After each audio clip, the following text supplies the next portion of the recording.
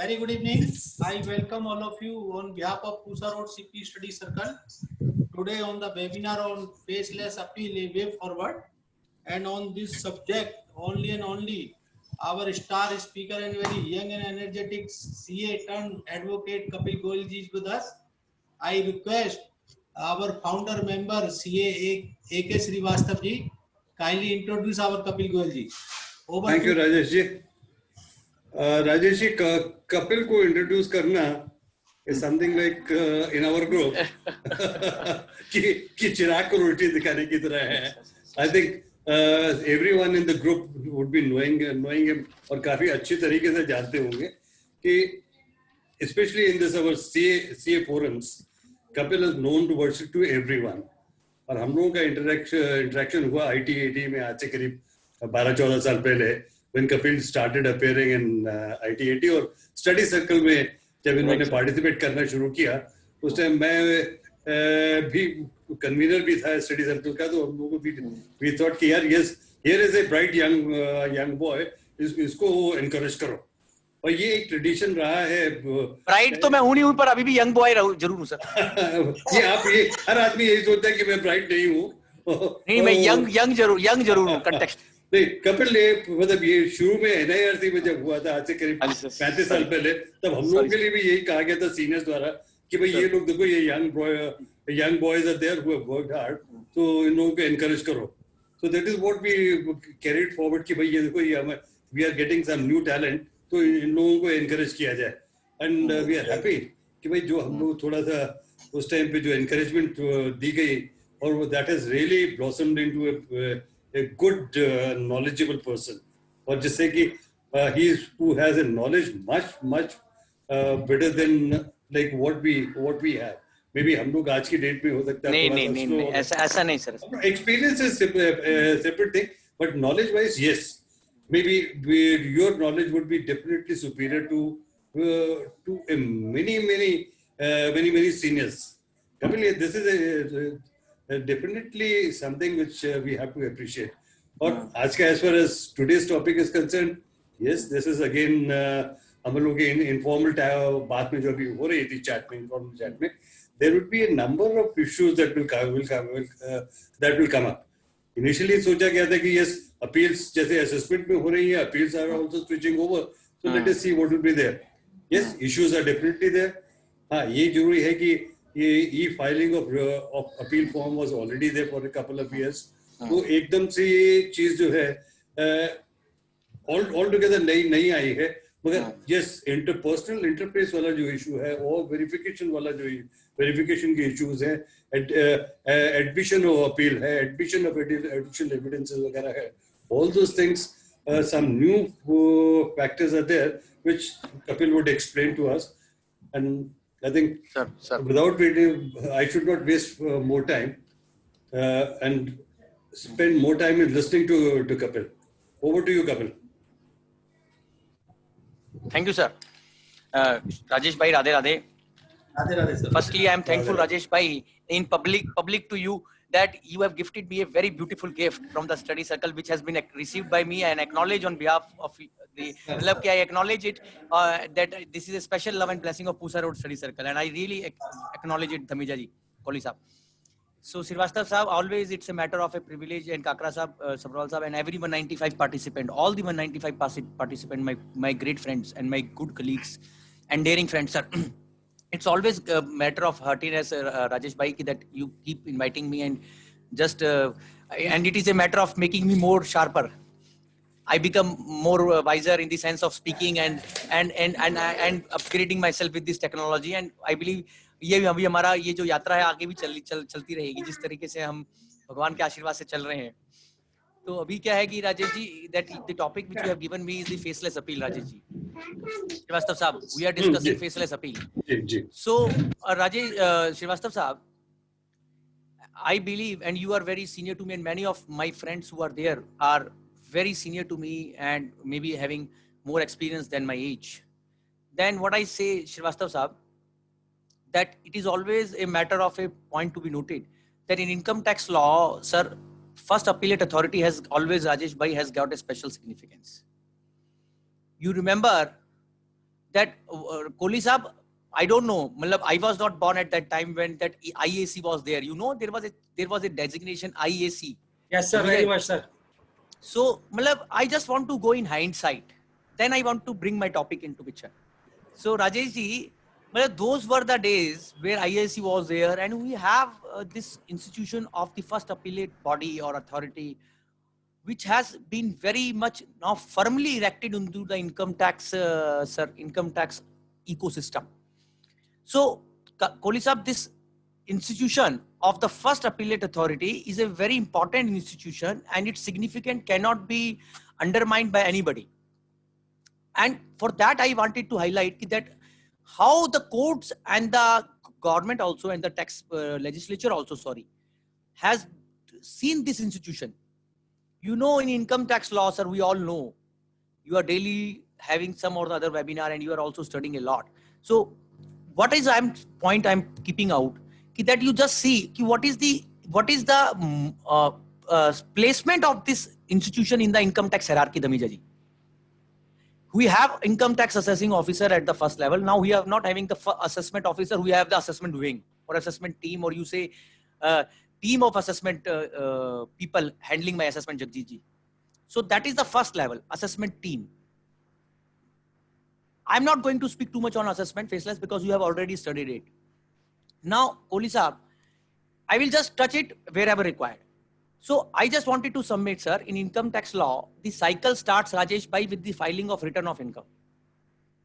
One of the important, or I say first step which we take, is the filing of ITR under section 139, where an assessee makes his self-assessment. And it's a self-assessment, Dhamija ji, which is made.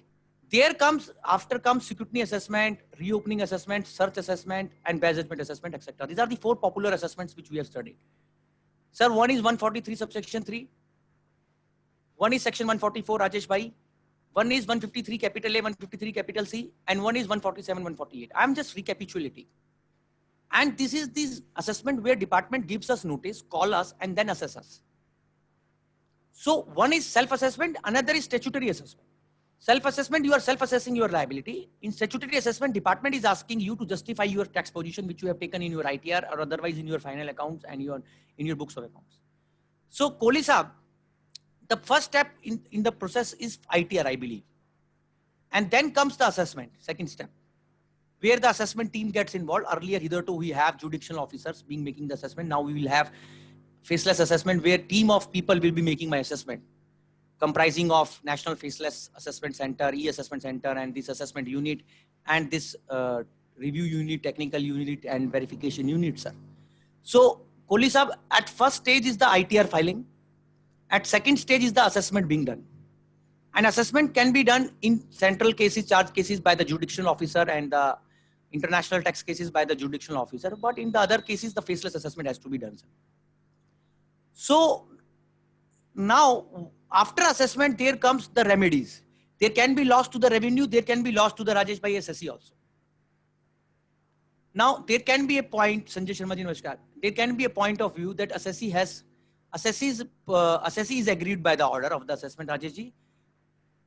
Or Kohli Saab, there can be a point where revenue is feeling that Srivastava Saab, that revenue is feeling aggrieved, that the AO has not done his job, adjudicator, investigator, prosecutor, that assessment team has not done his job properly. So I want to highlight, when we have written filing stage, when we have assessment stage, when we come to this third stage of remedial provisions, you must note it out. I'm telling you. What are the remedial provisions available to the assessee in the Income Tax Act, Jagjeet ji, and what are the remedial provisions available to the department in the Income Tax Act? Remedial provisions available to the assessee in the Income Tax Act, which I can recall. One is appeal to the Commissioner of Appeals for the appealable order under section 246 capital A.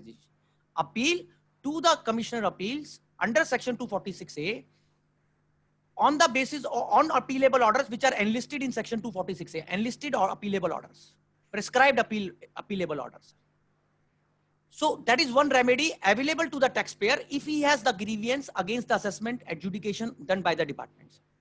Second remedy provisions are we use parallelly. It is more commonly, Srivastava Saab, 154, rectification of the mistake which is apparent from the record. rectification of the mistake which is apparent from the record. That is 154. This is both ways. Department, I will come, department can also use it. So I can elect 246A. I can elect my remedy. You please note it. I'm going to come to a sharp point. I can elect my remedy under 154. I can also elect my remedy Kohli sub under section 264. I can also elect, if the facts and circumstances so justify, Srivastava Sahab, if the assessment order is absolutely void, then I can also elect the remedy of extraordinary remedy to go to High Court directly, although we generally don't suggest it, if there is an alternate efficacious remedy. And this is another Pandora box or conundrum, whether a writ can be filed against the assessment order or not, and there are different High Courts taking different views. So what I'm saying, Kohli Sahab, there are 4 remedial provisions or 4 remedial options, I will say, humbly submit, that appeal to the Commissioner of Appeals under section 246A. In some circumstances, 248 also, you in non-resident cases, you can go for an appeal in non-resident taxability cases. So 246A, 248. Second, rectification 154, section 154. Third, Srivastava Sahab, section 264, Dhara 264, revision by principal CIT. Fourth, sir, writ petition before the Honorable High Court, Jurisdictional High Court. Now, these are the options of the assessee. मतलब कि what you say कि मेरे को अगर कोई चीज में grievance है तो what I can do. Now, parallelly, you can juxtapose, kindly juxtapose what are the options available to the department, sir. First option which comes to my mind and everybody's mind is reopening of assessment under section 148. Second is 154, Tamija ji. Third is 263. So these are the 3 popular measures, or I can say sometimes enhancement is also done by the CIT appeal. So I say, Srivastava Sahab, there are 4 parallel provisions or options coming to the rescue of the department. Depending upon the facts and circumstances, they can be used. One, section 148. Second, section 154. Third, section 263. Revision by PCIT on basis of erroneous and prejudicial order. Fourth, Kohli Sahab, enhancement power. So kindly compare, Tamija ji, with the options of the assessee and with the options of the department. What similarities you find from this, commonalities? I believe, sir, Srivastava Sahab, if I sum up, there are 3 popular kind of provisions. One is appeal type of provision, one is revision type of provision, and third is rectification type of provision. And fourth is reopening.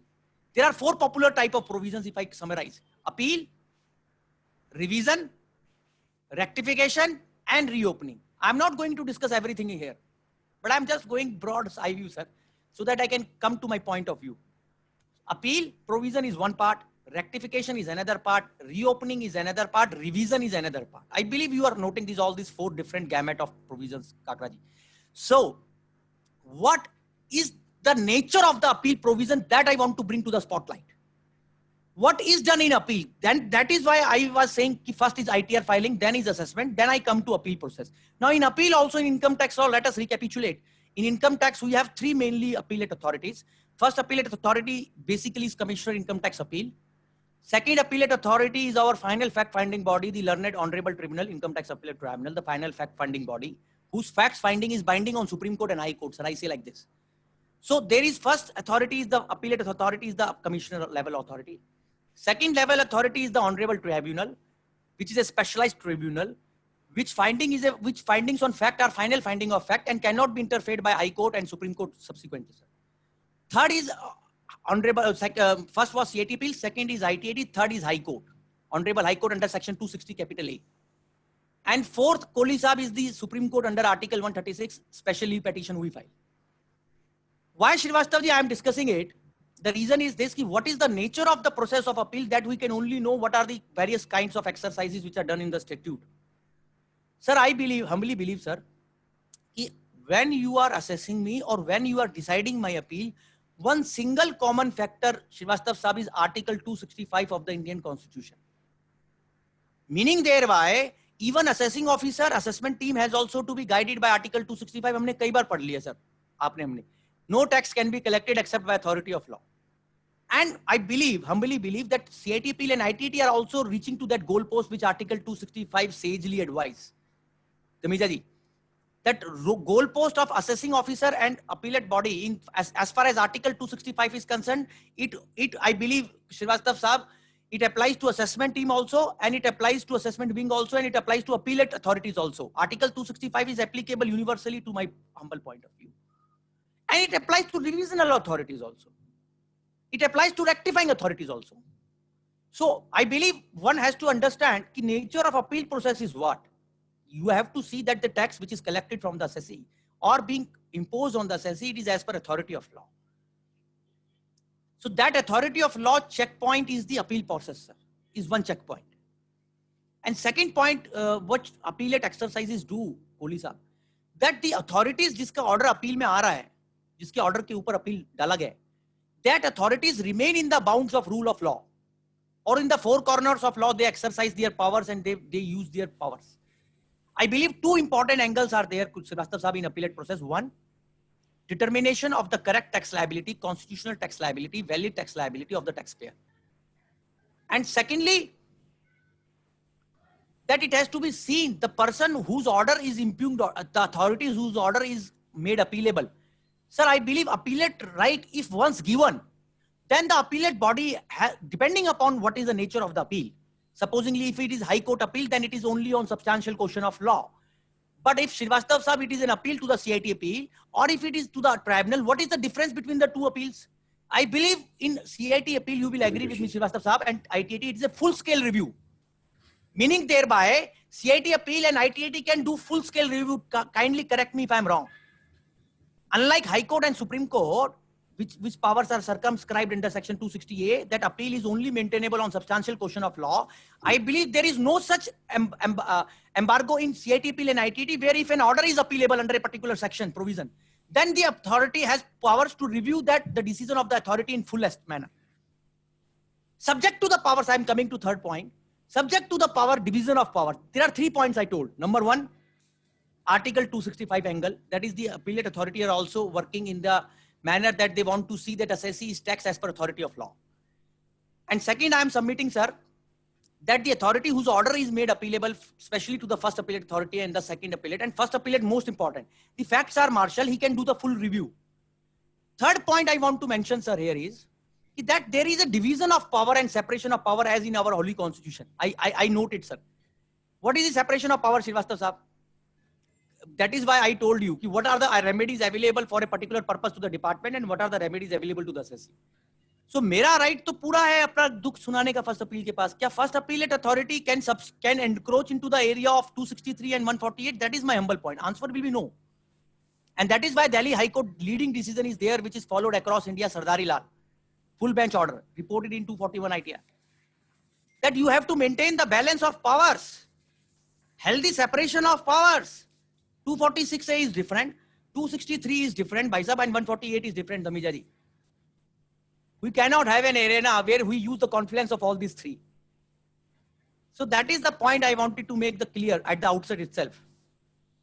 I believe it has been noted, Kohli Sahab, that there is a division of power, there is a separation of power, there is a zone available to every authority. And Srivastava Sahab, when I started my career, as you rightly said, as a young boy, and today also I am young boy, I did say, sir, humbly. So what I was saying, sir, मेरा career मैंने first appeal से चालू किया sir, और वहां क्या सीखा, मुझे एक सीआईटी अपील साहब होते थे, मैं नाम चलो भी देखता हूं, तो उसमें क्या कहते थे, उन्होंने मुझे एक सीख दी बहुत ज्यादा जबरदस्त, एक गुरु के तरह थे कि गोयल साहब आप देखिए सीआईटी अपील को अगर आपको समझना है तो आपको हमेशा एक बात अपने दिमाग में रखनी चाहिए. मैंने कहा बताइए सर. कहते हैं डीआई इन्वेस्टिगेशन अपना काम करता है, वो इन्वेस्टिगेशन का काम, उसका काम है देखना भैया जाकर टैक्स इवेजन कहां हो रहा है, सर्च वारंट करके चले जाइए. और सीआईटी का काम है, एडमिनिस्ट्रेटिव सीआईटी का, देखना भैया कि एरनियस एंड प्रेजुडिशियल काम तो नहीं हो रहा है. और कमिश्नर अपील का काम है जो बेचारा दुखियारा रोता हुआ, आंसू टपक रहे मेरे आंखों से आ रहा है, उसका दुख आंसू सोच रहा है. ये नहीं कि तेरे थप्पड़ एक पड़ा है 2 थप्पड़ और मार देते हैं, फिर वो दुख कैसे साफ होगा. मैं ऐसे बोल रहा हूं, सॉरी, ये कभी भी लॉ नहीं रहा और लॉ है भी नहीं. और इसलिए हेल्दी डिपार्टमेंट का कन्वेंशन भी यही कहता है कि 246 से is different, DI investigation power is different and CIT power under 263 is different. I believe it's a separation of power. And I believe whenever we are entering into faceless appeal scheme, Dhamija ji, one has to very be clear that these fundamental rudimentary aesthetics of the law are not compromised. So that's why I took your time on this to explain why division of power is there, what is the goal post of the appellate authority and what is ultimately you are achieving, sir. Somebody said, Dhameja sahab, one time I was arguing a case, I will give a किस्सा.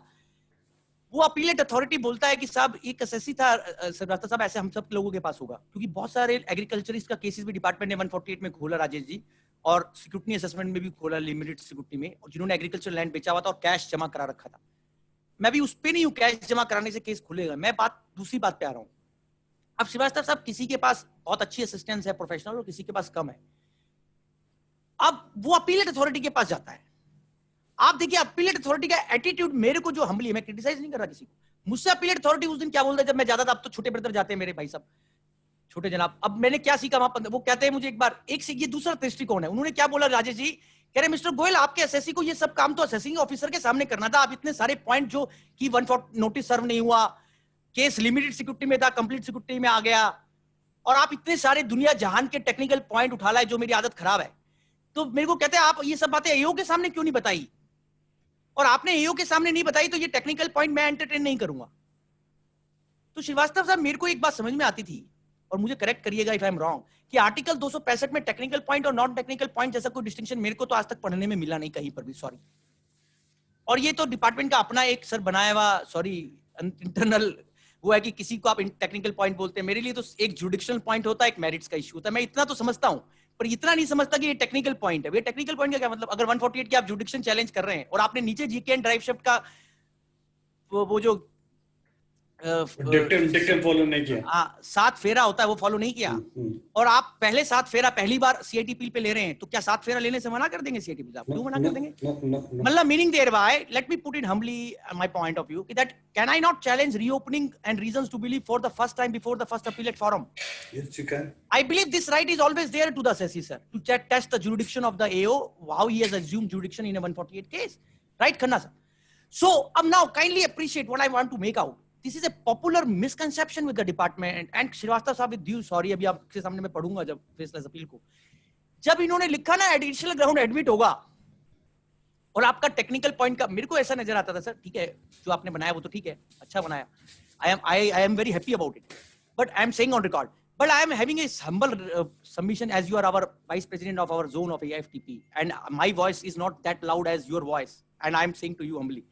So what I am submitting कि that sir, कि आप जब मेरा एक scheme बनाते हैं, तो क्या वो जो स्कीम के अंदर जब भी आपने एडिशनल ग्राउंड का बात लिखा, अभी जब डिस्कस करेंगे एडिशनल एविडेंस का लिखा, कॉन्डोनेशन ऑफ डिले का लिखा, तो वो जो हेल्दी कन्वेंशन धमीजा जी कितने साल हो गए 1961 के एक्ट को आए हुए, और कितने 1000 लीटर ऑफ इंक इस बात पे जा चुका भैया कि क्या एडिशनल ग्राउंड होता है, क्या एडिशनल एविडेंस होता है, और क्या नाम भाई साहब कब कंडोनेशन ऑफ डिले होना चाहिए. अब आप श्रीवास्तव साहब काइंडली नोट कर लीजिए मेरा पॉइंट, जब भी आप इस स्कीम को पढ़ेंगे तो आपको नजर आएगा कि उसकी कितनी शैडो उन सेटल्ड प्रिंसिपल्स की, सुप्रीम कोर्ट के, ऑनरेबल सुप्रीम कोर्ट के सैगेशियस प्रिंसिपल्स की इसमें ली गई है. मैं ये नहीं कह रहा नहीं ली गई या ली गई, ज्यादा ली गई कम ली गई, I am nobody to comment adversely और wrongly, but I am submitting humbly that I find to my surprise that when so many liters of ink has been spent by our judges of the Supreme Court, honorable, to decide, to tell and guide what is additional ground, what is jurisdictional ground, and how it should be admitted, and what should be the approach. Likewise for additional evidence, Dhameja ji, and likewise for condonation of delay. Because I believe in all these instances which I am telling and discussing with you at the outset, additional ground admission, additional evidence application, and third, what I said, Srivastava sahab, condonation of delay. You know, you better know than me that there are Supreme Court rulings on condonation of delay. Ki sahab, you should also see, you always see that justice is done. Yes. You should not hide behind technicalities. Yes. Sahab, to throw the appeal on limitation, it is better if it can be decided on merits. If the assessee is otherwise not negligent and delay can be bona fidely explained, definitely that is a point. I appreciate that. Sufficient cause is shown. But I am submitting if a assessee has a covered matter and its case is covered by a Supreme Court ruling, none other than let us say कि उसका incriminating material के बिना addition हो गया search assessment में, unabated assessment में धमीजा जी, और उसने उसको पता नहीं था कि ऐसा assessment में addition नहीं हो सकता है. उसको बाद में श्रीवास्तव साहब मिले या कोई काबिल आदमी मिला तो भी उसको पता चला कि नहीं साहब ये तो एडिशन आपका गलत हुआ है, आप चैलेंज करिए. तो अभी हमने उसको कॉन्डोनेशन के साथ डाला.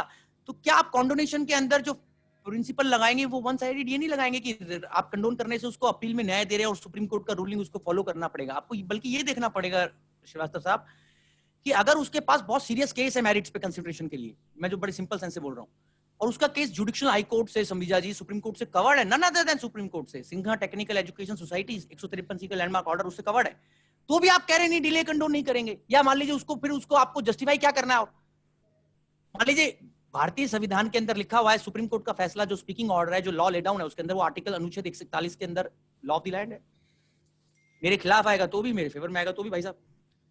तो मेरा सबमिशन ये था धमीजा जी, एक जजमेंट है पुराना सुप्रीम कोर्ट का जिसमें ये बात लिखी थी कि the approach of the first appellate authority और any other appellate authority while condoning the delay should be justice oriented approach, pragmatic approach, not pedantic approach. This line I want to highlight. It should be justice oriented, pragmatic approach. It cannot be pedantic approach. So that is one part of the thing. Srivastava sahab, likewise, you know, when it comes to admission of additional ground and judicial ground, which they say popularly as technical grounds, I believe if judicial ground is there and it goes to the root of the matter, I don't know there will be anybody in our seminar who will not be knowing the ruling of Supreme Court in National Thermal Power Corporation NTPC 229 ITR. सबको रटा हुआ है। हमने CA की जब पढ़ाई करी थी तब भी हमारे को विनोद गुप्ता साहब जब हमारी क्लास लेते थे तो हमें रटवा दिया था वो, और आज तक हम आईटीटी में रट्टा ही मारते आ रहे हैं उसका 229 ITR। मेरे को दुख कहाँ हुआ, थोड़ा सा दुख हुआ, हल्का सा, मेरे को ऐसे बोलता हूँ बड़ी हमली, कि जब मैंने ये फर्स्ट अपील पढ़ी जो भी आपको पढ़ा अभी डिस्कस करेंगे हम, तो उसमें ये सब बातें सर कहीं ना कहीं मुझे लगता है साइड में है। वो कह रहे हैं बाद में देखेंगे आपका फॉर्मेट, मतलब आई एम सबमिटिंग की, वो कह रहे हैं एसओपी में डाल देंगे। भैया एसओपी में क्या डालेंगे, जब सुप्रीम कोर्ट ने कह दिया, हमारे से बड़ा सुप्रीम कोर्ट कह दिया, और जो सेटल है गवर्नमेंट भी जिसको एक्सेप्ट करती है, और आप तो एएफटीपी में बोलते ही है रोज कि भैया उन पॉइंटों पे लिटिगेशन नहीं होना चाहिए जो सुप्रीम कोर्ट के ऑर्डर डिपार्टमेंट ने एक्सेप्ट कर लिए। अभी भी आपने 151 जजमेंट का वो निकाला है पब्लिकेशन। तो मैं ये कहना चाहता हूं कि जो सुप्रीम कोर्ट का एनटीपीसी का ऑर्डर था जिसमें लिखा था कि judicial ground must be admitted if it is, again the purpose is Dhamija ji justice, delay condonation के पीछे भी जस्टिस, आप वर्ड नोट करिए, बहुत छोटा वर्ड है, सबको पता है जस्टिस, और एडमिशन ऑफ एडिशनल ग्राउंड के भी पीछे पर्पस मेरे ख्याल से जस्टिस है, ड्राइविंग फोर्स।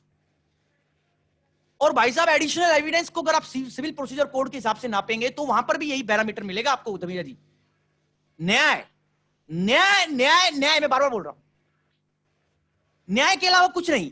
अब मुझे दुख कहां होता है कि जब इतना लीटर ऑफ इंक जस्टिस पे स्पेल्ट हो रहा है, और आज जस्टिस संजय किशन कौल देश के सुप्रीम कोर्ट के माननीय उच्चतम न्यायालय के लीडिंग जज सर, जो नेशनल कोऑपरेटिव कॉर्पोरेशन लिमिटेड का फैसला लिखते हैं इनकम टैक्स में 11 सितंबर 2020 को, national cooperative corporation versus CIT dated 11 सितंबर, उसके लास्ट पैराग्राफ में उन्होंने पालकीवाला जी को रिमाइंड करके कहा कि भैया जस्टिस के अलावा कोई और गोल पोस्ट मत रखिए इंडियन टैक्स लीगल सिस्टम में। क्यों कहा उन्होंने? उनको या तो उनकी बात सिर्फ एक कागज पे लिखने के लिए है श्रीवास्तव साहब, एक जैसे प्रवचन होता है हमारे को साधु संत दे जाते हैं, फिर अपने जीवन में उसके विपरीत काम करते हैं, ऐसा हमने करना नहीं चाहिए, भगवान बड़ा मानेंगे। मेरे लिए तो श्री राजेश जी उनका वचन जो संजय किशन कौल साहब ने कहा है 11 सितंबर के ऑर्डर में नेशनल कोऑपरेटिव कॉर्पोरेशन के ऐतिहासिक फैसले में, जो पालकीवाला साहब की सदवचन को याद किया है, न्याय की बात को, वो मेरे ख्याल से वो गोल पोस्ट है, चाहे वो एडिशनल ग्राउंड है, चाहे वो एडिशनल एविडेंस है, चाहे वो condonation of delay, and I am very clearly making my point sir. Why I am submitting Srivastava ji?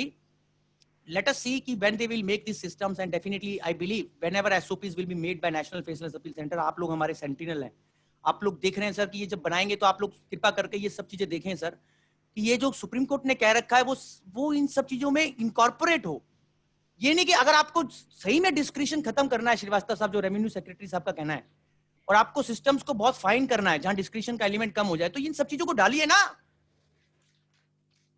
भाई, इन चीजों को भी डालना चाहिए, जो बैलेंस चीजें हैं, जो रैशनल हैं, जो ऑब्जेक्टिव हैं, जो इंपार्शियल हैं, जो एक क्या बोलते हैं उसको, इगैलिटेरियन सोसाइटी का पार्ट है। That is why I was recalling that Supreme Court ruling in Kardji case on condonation of delay. That is why I was recalling the Supreme Court ruling in National Thermal Power Corporation. That is why I am recalling the words of Justice Sanjay Kishan Kaul in the National Cooperative Corporation Limited case.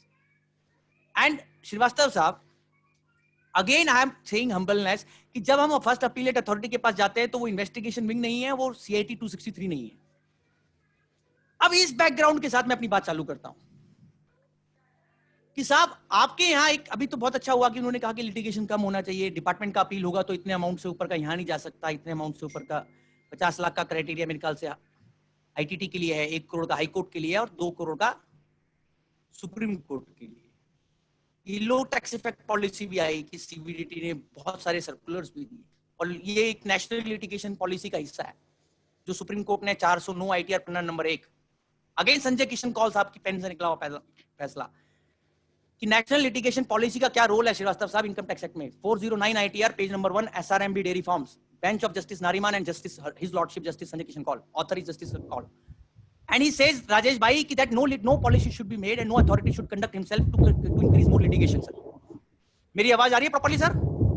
Rajesh ji मेरी okay sir right आ रही है okay sir so मैं ये कहना ये कुछ गड़बड़ हो रहा है सर कुछ हो रहा है कुछ अजीब सा नहीं अभी हुआ है मैं सबको म्यूट कर देता हूँ रिक्वेस्ट है सब म्यूट कर लें अपने आप को हाँ बस श्रीवास्तव साहब और एक आध को छोड़ के धमीजा जी को हाँ बस बाकी सब कर लेते क्योंकि मैं नाम उनका लेता रहता हूँ उनसे वार्ता करता रहता हूँ उसको इंटरेक्टिव बनाने के लिए जी तो पॉइंट ये सर मैं कहा था कि व्हाट आई वाज सबमिटिंग कि जो फर्स्ट अपीलेट अथॉरिटी इंस्टीट्यूशन है इनकम टैक्स एक्ट में उसका क्या स्थान है बहुत सिग्निफिकेंट रोल है बहुत महत्वपूर्ण रोल है और उसका रोल भी आर्टिकल 265 से बना हुआ है सर दूसरा बात मैंने ये बोला कि सेपरेशन ऑफ पावर का धर्म भी ध्यान रखना होता है सर और तीसरा बात राजेश भाई की जो अपीलेट अथॉरिटी के पास है कि वो कौन उसके पास न्याय मांगने आया ये बहुत ध्यान में रखने वाली बात है मतलब ये किसकी पिटीशन है appeal petition 2 supreme court rulings I will cite to my learned audience sir which defines what is appeal.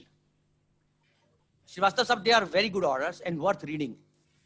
First order I will go बहुत पहले मतलब आपका जब जन्म हुआ तब का होगा ये ऑर्डर सर जब का मेला राम 29 ITR 670 मतलब धमीजा जी पूरा नॉस्टैल्जिया हो गए 29 ITR पन्ना नंबर 670 मेला राम अब इस जजमेंट को मैंने जानबूझ के निकाला सर मेला राम मेरी आवाज आ रही है ना श्रीवास्तव साहब मेला Ram 29 ITR 670 What is this Supreme Court decision, Dhamija ji, 29 ITR 6570? This decision says, sir, कि जैसे ये कंटेक्स्ट में बात चल रही थी, वो बड़ा शानदार प्रिंसिपल दिया सर। जैसे आपने एक अपील फाइल करी भाई साहब सीएटी अपील को और वो डिले के साथ फाइल करी और 31 जनवरी से पहले फाइल कर दी। मेरी बात को नोट करना आप और कंडोनेशन पिटीशन भी लगा दिया श्रीवास्तव साहब फॉर्म 35 जो अब आजकल इलेक्ट्रॉनिकली फाइल होता है रूल 45 है मेरे ख्याल से रूल 45 जितना मैंने रट्टा मारा हुआ है मेरे रट्टा मारने की जो शक्ति है उसके हिसाब से सही होना चाहिए रूल 45 इनकम टैक्स रूल्स तो वहां जो आप फाइल करते हैं उसको तो कंडोनेशन भी मांगता है वो आपने दे भी दिया। अब मेरे से किसी ने मेरे मन में डाइट आया देखिए मैंने कैसे मैं अपने आप को बता रहा हूँ मेरे मन में कितना गलत बात था ये वाला कि थॉट लीगल कि नहीं धमीजा जी जो अपील कंडोनेशन के साथ फाइल्ड है और जिसमें कंडोनेशन है और जो 31 जनवरी से पहले फाइल्ड है वो विवाद से विश्वास में नहीं जा सकता जब तक डिले कंडोन ना हो जाए। बट मेरे चक्षु खोले 360 डिग्री पे इस मेला राम के ऑर्डर ने 29 ITR 670 तीसरी बार रिपीट कर रहा हूं उसमें लिखा अपील है चाहे वो डिले के साथ फाइल है डेफिशिएंसी के साथ फाइल है जैसे मर्जी फाइल है Kohli ji class order meaning thereby an appeal which is filed under the law then it is a valid appeal even though it is filed with condonation and the order which comes on that appeal it's an order under the law of an appellate authority so meaning thereby what I wish to say कि जो doubt मेरे मन में गलत था वो मैंने अपने आप को करेक्ट किया कि नहीं हम विवाद से विश्वास में जा सकते हैं इवन दो मेरा अपील कंडोनेशन के साथ फाइल था और मेरा डिले भी कंडोन नहीं हुआ था और वो 31 जनवरी को पेंडिंग था अपील श्रीवास्तव जी अदरवाइज उसका ऑर्डर 31 जनवरी से पहले डिसाइड नहीं हुआ। तो राजेश जी ये ऑर्डर में सुप्रीम कोर्ट ने अपील वर्ड का मतलब क्या होता है ये बताया 29 ITR पन्ना नंबर 670 ऐसा ही एक सुप्रीम कोर्ट का और ऑर्डर है सर इनकम टैक्स में 194 ITR 645 194 ITR 645 मैं क्यों बोल रहा हूं क्योंकि बेसिक्स से चालू करना चाहिए बेसिक्स 194 ITR 645 क्या कहता है कि appeal is not a right vested right और absolute right it is a statutory right मतलब कि अगर स्टैट्यूट में आपको अपील का राइट दिया होगा तब आपको अपील का फाइल करने का प्रोविजन होगा ऐसा नहीं कि हर एक आदमी कह दे कि नहीं हर एक ऑर्डर के ऊपर अपील होना चाहिए ऐसा सुप्रीम कोर्ट मना करता है। Appeal is not a right matter of right can be filed it's a statutory right are you noting it but yes अगर एक बार अग्रवाल साहब राइट दे दिया तो उसको लिबरली पढ़ा जाएगा ऐसा भी सुप्रीम कोर्ट ने बोला है। I hope you have noted this point 194 ITR page number 645 Supreme Court of India in Ashoka Engineering 194 ITR 645 now this is a age old settled principle कि appeal is not a matter of right it's a statutory right। अब जैसे कई बार लोग पूछते हैं कि 143(1) की CPC की इंटीमेशन के ऊपर धमीजा जी अपील फाइल कर सकते नहीं कर सकते भाई साहब बिल्कुल कर सकते मेरी जानकारी में जितना मुझे कानून का लिमिट पता है as I know limitedly but yes you have to find out the appealable order in the list of those appealable orders which are given in the statute but the way to read the appealable right is given by Supreme Court of India in the case of 194 ITR 645। एक और श्रीवास्तव साहब मैं बात को जब आगे बढ़ता हूं फेसलेस अपील में आने से पहले एक और बात टच करना चाहूंगा कि appellate authorities have all those incidental powers which are required to make the appeal effective and workable remedy That is the Supreme Court ruling in somewhere in Mohammed Kunni case 74 ITR somewhere. I'm not remembering the ITR as such. Mohammed Kunni, जिसमें ये लिखा हुआ है कि appellate authority के पास सारे वह rights उपलब्ध होंगे जो इंसिडेंटल है अपील को डिस्पोज करने के लिए, जिसको इंसिडेंटल एरिया बोलते हैं हम। और मोहम्मद कुन्नी का जो सुप्रीम कोर्ट का फैसला था उसको कई जगह बाद में सुप्रीम कोर्ट ने भी फॉलो किया। और एक लीडिंग जजमेंट जो मैं लिखाना चाहता हूं वो बॉम्बे हाई कोर्ट का है, सत्य Sai Baba trust. Bombay high court का ऑर्डर धमीजा जी सब लिख लें, सत्य साई बाबा ट्रस्ट। इसमें क्या बात थी, इसमें बॉम्बे हाई कोर्ट के जज साहब संकलेचा साहब ने बोला कि सीआईटी अपील के पास अपील के अंदर असेसमेंट ऑर्डर को स्टे करने का भी राइट है। What to talk about stay of demand, वो कह रहे स्टे भी कर सकते हैं ऑर्डर को, प्रोसीडिंग्स को, मतलब असेसमेंट ऑर्डर के बाद जो असेसमेंट ऑर्डर का ऑपरेशन स्टे कर सकता है। That is Bombay High Court held in case of Satya Sai Baba Trust, relying upon Mohammed Kunni, Justice Sanklecha. And that is the same ratio I find somewhere, Srivastava साहब, इन्हीं का एक litigation Bombay supreme court भी गया था जो justice Chandrachud ने लिखा ऑर्डर, सत्य साई बाबा ट्रस्ट का, justice Chandrachud in honourable supreme court of India.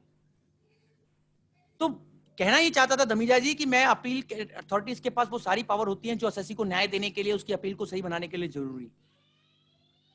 और अपीलेट अथॉरिटी भी आर्टिकल 265 से परे नहीं है। तो अभी क्या हो रहा है कोहली साहब, आज तक जो अपीलेट अथॉरिटी थी और जो आज अपीलेट बॉडी बनेगी उसमें क्या अंतर आ रहा है, paradigm shift. So now what is the sir, Rajesh भाई सबरवाल साहब का एक पॉइंट नोट कर लो, वो कुछ कहना चाहते हैं, जब खत्म होगा सेमिनार तो उनको बोलिए। तो अभी क्या होगा कोहली साहब, जो आज तक हमारा अपील था, हम तो सेक्शन 246 ए, 248, 250, 251 आप नोट कर लीजिए, ये सारे सेक्शन है ना इसके। सेक्शन 246 ए जिसमें अपीलेबल ऑर्डर है, सेक्शन 248 एक और अपीलेबल राइट है जो नॉन रेजिडेंट केसेस में होता है। सेक्शन 249 में मेरे ख्याल से टाइम लिमिट है, कहीं फॉर्मेट है। 250 में ऑर्डर है कि ऑर्डर कैसे पास होगा, like this and so on, procedure of appeal. So what I am submitting कि 240 से 248, 249, 250, 251 इन सब का कंबाइन फैक्टर करते हैं तो श्रीवास्तव साहब हमारा अपील का प्रोविजन बनता है। और जो आज तक हमने अपील का रूपरेखा देखा था सर, वो तो यही था कि जब असेसमेंट ऑर्डर आता है और जो नोटिस ऑफ डिमांड के अंदर एक, अच्छा वहां से चालू करता हूँ, बड़ा इंटरेस्टिंग है। नोटिस ऑफ डिमांड के अंदर हम देखते थे हमेशा कि कौन सा हमारा अपील अथॉरिटी का, बहुत लोगों को चाव रहता था, मुझे भी रहता था। जब मेरे से कोई पूछता था ना हमारा असेसमेंट में एडिशन होने वाला है, राजेश जी प्रैक्टिकली बता रहा हूँ ताकि इंटरेस्ट आए, यार वो नोटिस ऑफ डिमांड में तेरा अपीलेट अथॉरिटी कौन सा है। और आप समझ रही है मैं क्या कहना चाह रहा हूँ। और हमारे राजेश भाई के लिए बहुत जरूरी है, तो बहुत मैं वो कह नहीं सकता, पर अभी चलिए छोड़ी, तो वो पॉइंट अलग है। तो 246 ए में नोटिस ऑफ डिमांड के अंदर आता था कि भैया ये अपीलेट अथॉरिटी होगा। अच्छा श्रीवास्तव साहब, बहुत सारे अपील तो तभी फाइल होती थी जब नोटिस ऑफ डिमांड लगा होता था, और लगाना ही पड़ता था, नियम भी था। और वो तो एक ही व्यक्ति था जिसके पास अपील जाती थी। और आप एक बात इंटरेस्टिंगली नोट करेंगे सर कि that in income tax law we are not having a partial assessment being done by the AO and partial assessment being done by the first appellate body. Correct me if I'm wrong. मेरी ख्याल से assessment order pass हो गया तो एओ functus officio भी हो जाता है। एक ये डॉक्ट्राइन भी है, फंक्टस ऑफिशियो का मतलब असेसमेंट का, एओ का जुडिक्शन असेसमेंट पे से खत्म हो गया, इसको हम फंक्टस ऑफिशियो बोलते हैं। तो ऐसे बहुत लॉज हैं जहां पर असेसमेंट धमीजा जी प्रोविजनल रहता है, उसको हायर अथॉरिटी बाद में फाइनलाइज करता है। ये इनकम टैक्स में अपीलेट अथॉरिटी आपका असेसमेंट फाइनलाइज नहीं कर रहा है, वो तो आपके अपील ही है। तो मेरा कहना ये है सर धमीजा जी कि जब हम पहले आज तक फर्स्ट अपील देखते थे तो वो फर्स्ट अपील कैसा था शिकोली साहब, वो फर्स्ट अपील तो था कि जब आप फॉर्म 35 फाइल करते थे, इलेक्ट्रॉनिकली भी करने लगे और उसके अंदर विंडो में जाकर करते थे, उसमें डिजिटल सिग्नेचर भी लगाते थे, और उसके अंदर ground of appeal, statement of fact, assessment order की कॉपी संलग्न करते थे। कुछ लोगों ने कहा भी था कि गोल साहब उसमें समय, उसमें वर्ड्स की सीमा होती है जो फॉर्म 35 में भरते हैं, जब हम क्या भरते हैं उसको ग्राउंड्स भरते हैं और उसमें फैक्ट्स भरते हैं। फिर हमारे जैसे लोग जिनको ज्यादा बोलने की आदत है, जो वर्बॉस रहते हैं, लोकाशियस रहते हैं, वो क्या करते थे, उन्होंने अपना जुगाड़ निकाला, वो कहते हैं भैया हम तो अलग से कागज ही लगा देंगे, अटैचमेंट लगा देंगे, उसमें लिखेंगे, क्योंकि हमें तो अपना मन का बात ज्यादा कहना होता है, हमारा मन का बात हमेशा ज्यादा होता है। तो इसीलिए राजेश भाई हम क्या करते थे, हमें तो क्या करा कि साहब मैं मजाक में बोल रहा हूँ पर बात सीरियस है, उसमें हम क्या करते थे, हम अपना सेपरेट सीट लगाते थे, जो बात थी। अभी क्या होगा, अपील तो आपकी फाइल्ड है, जैसे हम बात कर रहे थे शुरुआत में सेमिनार से पहले श्रीवास्तव साहब कि अपील तो बहुत सारे लोगों ने फाइल कर दी और 25 सितंबर से पहले अपील भी इंस्टीट्यूट हो गया। अब क्वेश्चन ये कि बहुत सारे अपीलों का ऑर्डर नहीं आया, उसमें बहुत सारे कैटेगरी ऑफ केस हो सकते हैं, किन्हीं का केस बेचारों का फाइनल डिस्कस भी लिखा हो सकता है और ऑर्डर नहीं आया पर डिस्कशन लिखा हुआ है, और किसी का ऐसा भी हो सकता है धमीजा जी बेचारे का ड्राफ्ट ऑर्डर बना था पर उसको बस साइन करके भेजना बाकी था। और कुछों का बेचारों का वो जा रहे थे, कागज वागज सब फाइल कर दिए थे, केस में भी पूर्ण विराम लगना बाकी था, और कुछ का नंबर ही नहीं आया। 2 साल से अपील फाइल है, जहां सीआईटी अपील साहब नहीं रहे या वैकेंट रही पोस्ट, जो भी रीजन था। तो आई एम टॉकिंग अबाउट कि 25 सितंबर का जब ये अधिसूचना आया सर, तो उसमें लिखा गया कि 25 सितंबर को जो अपील ऑलरेडी फाइल्ड है और 25 सितंबर के बाद जो फाइल होंगी वो सब माइग्रेट हो जाएंगी न्यू सिस्टम। अभी हमारे पास कहने के लिए एक्सेप्शन नहीं है कि वो पुरानी अपीलें जो जिनका डिस्कशन हो चुका था, जिनका ऑर्डर पेंडिंग था, ऐसा कोई एक्सेप्शन अपने पास नहीं है श्रीवास्तव साहब। और आपसे रिक्वेस्ट है कि आप इसको कृपा करके कोई तरीका ऐसा निकलाइए जो रिप्रेजेंटेशन दीजिए हमारे लोगों का बिहाफ पे कि भैया जो ग्रैंडफादरिंग तो होना चाहिए ना सर, जहां आदमी ने पहले सब कुछ फाइल कर दिया भाई साहब और सारा कागज चला गया है और केस भी पूरा फाइल पे लिख दिया डिस्कस पर, ऑर्डर नहीं आया, तो भैया उसको दोबारा क्यों समझाने की जरूरत है सर। बट अभी इसमें कोई एक्सेप्शन अपने को देखने को नहीं मिला धमीजा जी, अपने प्रैक्टिकल पब्लिक डोमेन में नहीं है, हो सकता है आ जावे। बट जो लिखा है राजेश भाई, वो जो अधिसूचना में लैंग्वेज है कि 25 सितंबर को जो अपील पेंडिंग थी और जो उसके बाद इंस्टीट्यूट हो रही है कोहली साहब, वो अपील इसके अंदर आ जाएगी। तो मतलब ये हुआ कि ग्रैंडफादरिंग नहीं है। ग्रैंडफादरिंग मतलब जो old appeals will also be migrated. तो धमीजा जी अब बात ये हुई कि भैया कैसे शुरुआत होगी सर। इसका स्ट्रक्चर भी आप लोगों ने जो धमीजा साहब उसमें पढ़ा था, क्या नाम, असेसमेंट में, इसका स्ट्रक्चर भी वैसे ही है। आप section 250 subsection 6B 6C 6D note कर लीजिए, 3 सबसेक्शन बता रहा हूं। Section 250 subsection 6 capital B, section 250 subsection 6 capital C and 250 subsection 6 capital D। Dhamija साहब अब उन तीनों सबसेक्शनों का अध्ययन करेंगे सर, स्टडी करेंगे तो ये समझ में आएगा कि 250 सबसेक्शन 6B कोहली साहब कैसे लिखा हुआ है। नोट कर लीजिए कि द गवर्नमेंट में bring a scheme by notification. The purpose of the scheme and notification, Dhamija ji, will be to impart greater efficiency, greater transparency, and greater accountability. These is the 3 preamble forces. Number 1, greater efficiency. Number 2, greater transparency. Number 3, greater accountability. और वो कैसे achieve करेंगे वो भी 250 subsection 6B में लिखा हुआ है। By number 1, by reducing the interface as much as technologically feasible. First point, how will this scheme achieve these goals? By reducing the interface through the medium of technology, Kohli sahab, as much as feasible. You can open section 250 subsection 6B and study it with me. And then it is written, Dhamija ji, that a person can have the optimization of the resource. The scheme will be made for the purpose of optimization of resources through economies of scale. और तीसरा बात है उसमें धमीजा जी कि one or more officer of CIT appeal will decide your appeal in dynamic jurisdiction. These are the 3 Kendra bindus and center points of this scheme, which will be number 1, reducing the interface through the technology as much as feasible, Jagjeet ji. Number 2, optimization of resources. Number 3, decision by officer of one or more officer of CIT appeal. इसलिए उन्होंने लिखा one और मोर, ये बहुत important है, जो मैं भी डिस्कस भी कर रहा था श्रीवास्तव साहब से। वन और मोर ये बहुत इंपॉर्टेंट है धमीजा जी, वन और मोर एंड विद डायनामिक जुडिक्शन। ठीक है, डायनामिक जुडिक्शन में अपने को ये नहीं है कि हम अंपायर बोल सकते हैं यही रहेगा। Vidya Khanna ji, section 250 subsection 6 capital B. I have showed the 3 preamble forces behind this scheme should be, a notification should be greater transparency, greater accountability, greater efficiency. Kohli sahab, 3 bullet points are reducing the interface, optimization of resources, and one or more CIT appeal deciding the appeal in dynamic jurisdiction. Now, 250 subsection 6B, 6 capital C, 6D are behind this notification of 25th September 2020, which we have. So what is being done now, Dhamija ji, Srivastav sahab, what is being done is that you have a hierarchy of the officers now, team of officers, and as I will compare it, Kakra sahab, with the assessment also. मैं assessment से आपको ताकि आसानी से समझ में आ जाए, आप एक कागज पेन लेकर लिखिए मेरा कहने से, प्लीज थोड़ा कष्ट होगा, थोड़ा लिखिए जरूर, उससे समझ में आ जाएगा मेरा बात सब लोगों को। एक जगह लिखिए फेसलेस असेसमेंट और एक जगह लिखिए फेसलेस अपील। कल भी मैंने ऐसा किया था तो मुझे बड़ा अच्छा लगा ये प्रयोग।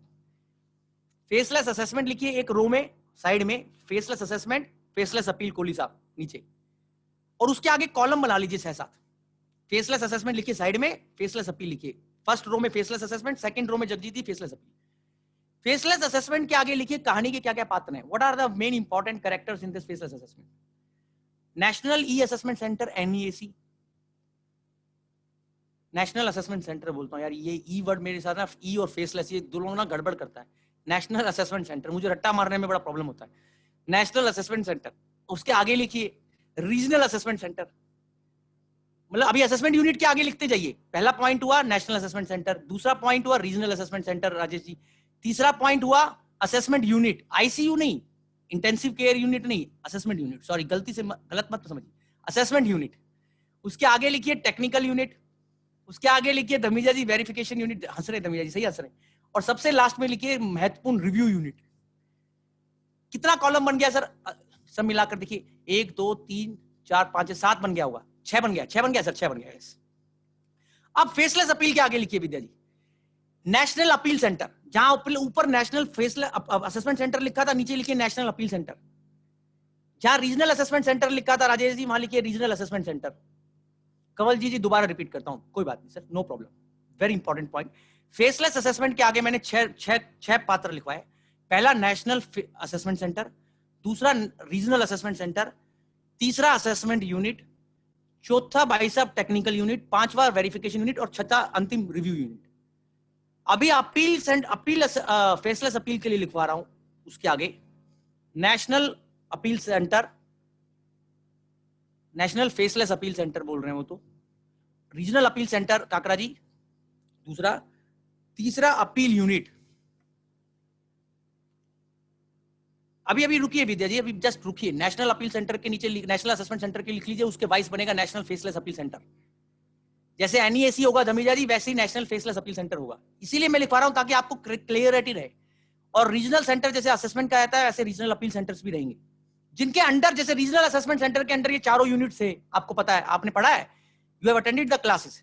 तो उसमें रीजनल असेसमेंट सेंटर के अंडर चारों थे, assessment unit, technical unit, verification unit, review unit. ऐसे ही रीजनल असेसमेंट सेंटर के अंडर हमारे यहाँ रीजनल अपील सेंटर के अंडर क्या रहेंगे? अपील यूनिट रहेगा श्रीवास्तव साहब, और रिव्यू यूनिट। मतलब यहाँ टेक्निकल यूनिट नहीं है अलग से, रिव्यू यूनिट नहीं है फेसलेस अपील में, वो तो वहां का यूज करेंगे। 2 यूनिट हैं रीजनल अपील सेंटर के अंदर, 2 units are here, appeal unit and review unit. I hope you have written it. Assessment unit के नीचे लिख लेते हैं अपील यूनिट, और रिव्यू यूनिट के नीचे रिव्यू यूनिट। तो धमीजा जी क्या क्या सेम हो गया और क्या क्या डिफरेंट हो गया? नेशनल सेंटर, वहां पर असेसमेंट सेंटर है, यहाँ अपील सेंटर है। वहां रीजनल अपील सेंटर है श्रीवास्तव साहब, करेक्ट मी, और यहाँ पर रीजनल अपील सेंटर है। वहां असेसमेंट यूनिट है, यहाँ अपील यूनिट है। वहां पर भी रिव्यू यूनिट है, यहाँ पर भी रिव्यू यूनिट है। वहां पर टेक्निकल यूनिट और वेरिफिकेशन यूनिट का हेल्प अलग है। यहां पर अपील फेसलेस अपील के अंदर टेक्निकल यूनिट और वेरिफिकेशन का हेल्प चाहिए होगा अपील यूनिट्स को और फेसलेस अपील सेंटर को, अपील यूनिट को, तो वो असेसमेंट में भेजेंगे किसको। Are you noting it sir? तो दिस इज द ब्रॉड, मतलब की कंपैरिजन श्रीवास्तव साहब which I could draw from the study made by me in last number of seminars across India with the institute. Now what I gather out of it, I gather like this sir, what will happen as first step? सबसे पहला काम faceless appeal के अंदर क्या होगा? Paragraph 3 of the notification. आपका वहां पर असेसमेंट में क्या होता था? नेशनल असेसमेंट सेंटर असेसी का केस एलोकेट करता था किसी भी इंडिया में, राजेश जी, किसी भी रीजनल असेसमेंट सेंटर के किसी भी असेसमेंट यूनिट को, ऐसा ही होता है। यहां पर भी आप लिख सकते हैं, पहला पड़ाव ये हो रहा है कि एक अपील यूनिट को केस एलोकेट होगा कंप्यूटर एलोकेशन सिस्टम के जरिए by national faceless appeal centre, और वो कोई भी अपील यूनिट हो सकता है हिंदुस्तान का। हो सकता है आपने अपील तो जब फाइल करी थी तब तो दिल्ली में करी थी, अभी तो अपील आपका कहीं भी अपील यूनिट में जा सकती है कंप्यूटर टेक्नोलॉजी से। And this decision has to be taken Dhamija ji by whom? National faceless appeal centre. और वो अपील यूनिट का रास्ता आपको नहीं बताएंगे, अगर आपको बता देंगे तो दिक्कत हो जाएगी, वो तो फेसलेस का काम ही। फिर फेसलेस कहाँ रहेगा? फेसलेस, फियरलेस और पेनलेस, तीनों बातें हैं ना, फेसलेस, फियरलेस और पेनलेस। मैं तीनों बोल रहा हूं, फेसलेस, फियरलेस, 3 बार पेनलेस सर। तो पॉइंट ये है सर राजेश जी कि allocation of the case will be done to the appeal unit Srivastava साहब by the national faceless appeal centre to an appeal unit in the country. Now kindly note at the outset they have written very, जो मैं अभी बात कर रहे थे आप में, कि अपील यूनिट का कोरम और कॉम्पोजिशन क्या होने वाला है।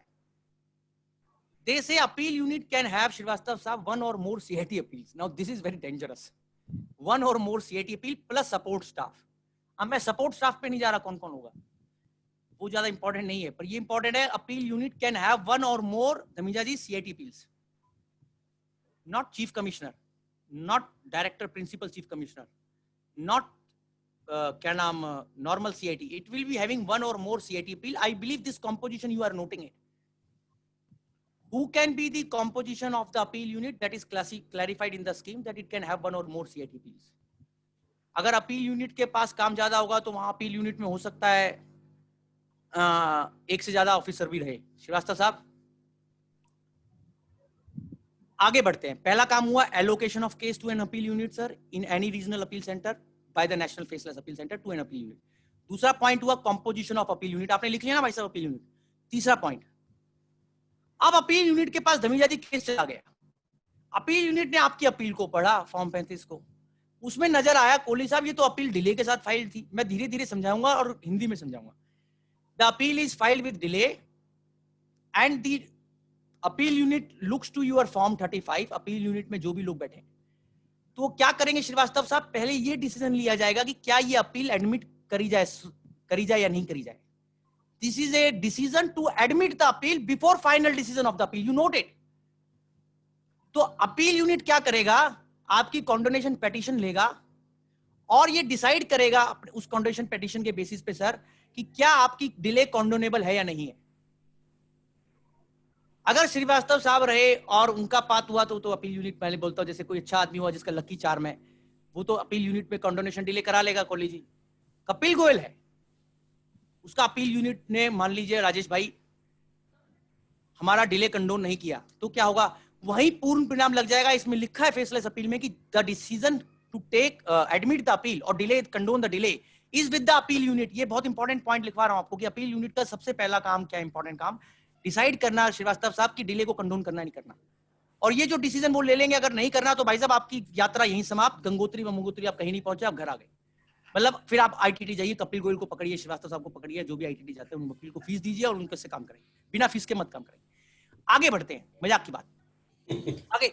भैया आपने अपील एडमिट हो गई, ये तो एक बात हुई, कॉन्डोनेशन डिले हो गया जगजीत जी।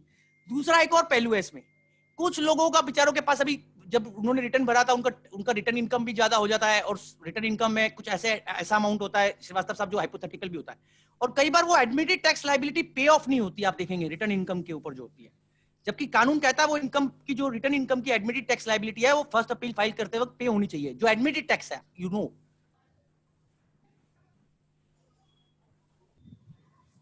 अभी मैं विद्या खन्ना जी कोई भी चीज बीच में डिस्कस नहीं करूंगा, please pardon me, kindly do not distract me, kindly discuss whatever you have to discuss, but otherwise my everything will go haywire, तो let me be on my job.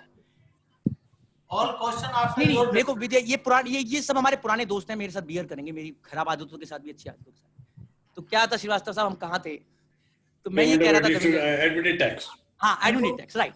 तो एडमिटेड टैक्स का मतलब ये हुआ कि आपने जो रिटर्न भरी उसमें जो टैक्स था वो देना है, और नहीं दिया तो वो रिलैक्सेशन देने का पावर होता है फर्स्ट अपील के पास, इफ यू रिमेंबर सेक्शन 249 में होता है मेरे ख्याल से। तो वो पावर भी श्रीवास्तव साहब फर्स्ट अपील यूनिट के पास है। इसमें सेकेंड इंपॉर्टेंट पावर राजेश भाई which has to be exercised at the preliminary stage by the appeal unit is the first I told condonation of delay. अगर डिले कंडोन हो गया तभी गाड़ी आगे बढ़ेगी, नहीं हुआ तो डिसमिस हो गया आपकी अपील, रिजेक्ट लिख दिया उन्होंने। दूसरा पॉइंट उन्होंने लिखा कि relaxation of payment of admitted tax की बात करी, जो अपील यूनिट के टेरिटरी में आ रहा है, आपने नोट कर लिया पॉइंट। वहां पर भी अपील यूनिट का निर्णय श्रीवास्तव साहब अंतिम निर्णय है, दो निर्णय, कंडोनेशन ऑफ डिले आप देखेंगे और relaxation of payment of admitted tax, इसलिए मैं धीरे धीरे लिखवा रहा हूं। तीसरा पॉइंट, अब राजेश भाई आपकी अपील में कंडोनेशन नहीं है या कंडोनेशन हो गया, गाड़ी आगे बढ़ी, उन्होंने आपका ग्राउंड ऑफ अपील पढ़ा काकरा जी, बड़ा इंपॉर्टेंट होता है ग्राउंड ऑफ अपील, जो लोग बनाते हैं, जो लोग विद्वान हैं, मैं बोलता हूं श्रीवास्तव साहब ने सीखा है बड़ों से, अभी वो कैसे बनाएंगे ग्राउंड बनाना भी एक कला होती है, ground should be precise, concise and to the point, ground बनाने की भी कला है। मेरे को आज भी 2000 केस आर्ग्यू करने के बाद लगता है मुझे ठीक से ग्राउंड बनाने नहीं आते, I am saying admitting sir, but it's an art which you learn day by day sir, you have to make your ground like a mirror picture of the controversy where you can boom out कि what you want the appellate authority to adjudicate, and in nutshell Srivastava साहब if I am wrong correct me, कि आप ground of appeal में वो चीजें लिखते हैं concise manner में, प्रिसाइज मैनर में, नटशेल में, कि जो कंट्रोवर्सी का मेन बोन मैरो और सबस्ट्रेटम है, जो आप चाहते हैं डिसाइड कराना।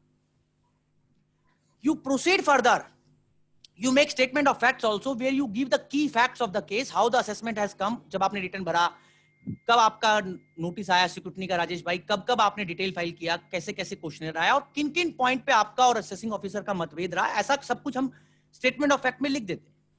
और स्टेटमेंट ऑफ फैक्ट भी फॉर्म 35 के साथ जो लगता है वो बड़ा महत्वपूर्ण होता है, और ग्राउंड ऑफ अपील जो लगते हैं श्रीवास्तव साहब वो भी महत्वपूर्ण होते हैं। हालांकि मैं कोई टीचर नहीं हूं ये बनाने के लिए, मैंने बोला कि ये आर्ट है, मैं भी सीख रहा हूं, आज भी सीख रहा हूं और हमेशा सीखता रहूं, हम सब सीखते रहते हैं। तो उसमें क्या होता है राजेश भाई, जुडिशियल ग्राउंड अलग लेने होते हैं, मेरिट्स ग्राउंड अलग लेने होते हैं, और उसको ऐसा क्लमजी नहीं बनाना होता कि वो रिटन सबमिशन बन जाए। एनी हाउस वो आपने ग्राउंड ऑफ अपील बना लिए, आपने फाइल कर रखी है अपील, अभी फाइल करेंगे, जो अभी तो आगे वाली तो अभी फाइल हो नहीं तो श्रीवास्तव साहब तो पुरानी जो फाइल होनी तो हो चुकी। तो पॉइंट इज दिस कि ग्राउंड ऑफ अपील आपके गए हुए हैं, फॉर्म 35 आपका गया हुआ है धमीजा जी, स्टेटमेंट ऑफ फैक्ट्स गया हुआ है, असेसमेंट ऑर्डर गया हुआ है, और आपका केस में डिले था तो वो कंडोन हो गया या डिले नहीं था। आगे बढ़ते जो तीसरा पॉइंट पे आ रहा था, अब क्या करेगा श्रीवास्तव साहब, फेसलेस अपील में जो अपील यूनिट है जिसको आपका केस एलोकेट हुआ है, वो 3 केंद्र बिंदुओं से आपकी अपील की छानबीन करेगा। लिखिए क्या क्या है। पहला, अगर अपील यूनिट को ऐसा लगता है कि करदाता से, अपीलेंट से जो प्रार्थी है न्याय का, उससे कोई और जानकारी चाहिए, क्लैरिफिकेशन चाहिए, तो वो एक आपको क्यूरी लेटर बनाकर भेजेगा नेशनल फेसलेस अपील सेंटर के थ्रू। डेफिनेटली डायरेक्टली तो भेजेगा नहीं अपील यूनिट पर, ना तो आपको पता लग जाएगा, आप अपील यूनिट के पास चले जाएंगे, हम लोग वहां नहीं जाना चाहते, हमें जाना नहीं है, उन्होंने मना किया है, नहीं जाना है। तो पॉइंट ये है कि अपील यूनिट वो क्यूरी लेटर बनाकर भेजेगा काकरा जी नेशनल फेसलेस अपील सेंटर को, और नेशनल फेस अपील सेंटर उसको आगे असेसी को देगा।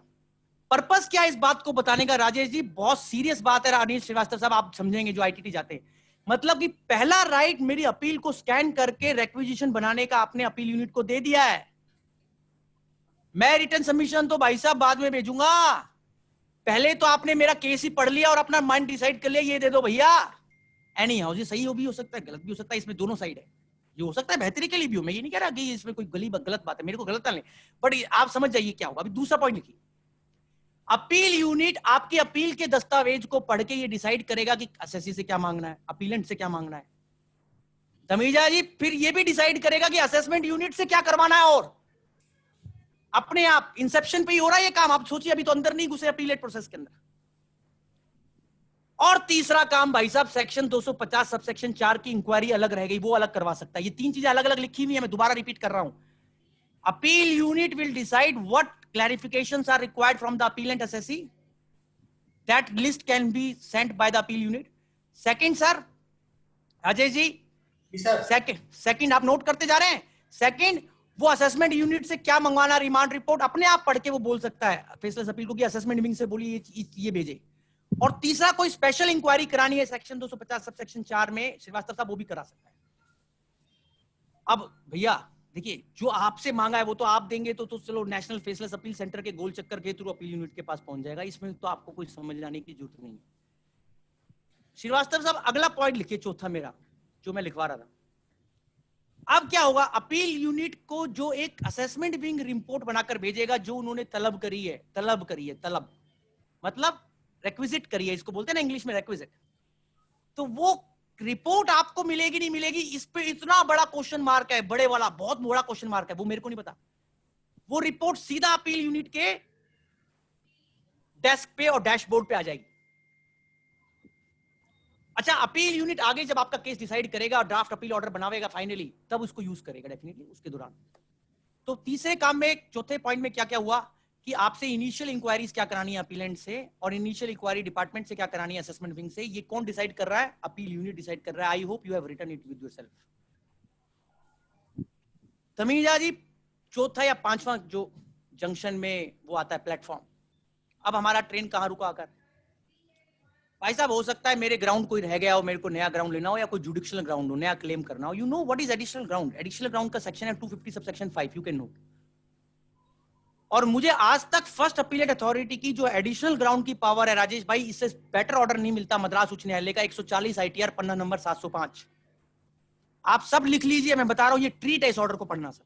140 ITR 705 सेक्शन 250 सब सेक्शन 5 में जो सीआईटी अपील की पावर है नया ग्राउंड एडमिट करने की, उसको डिस्कस करता है।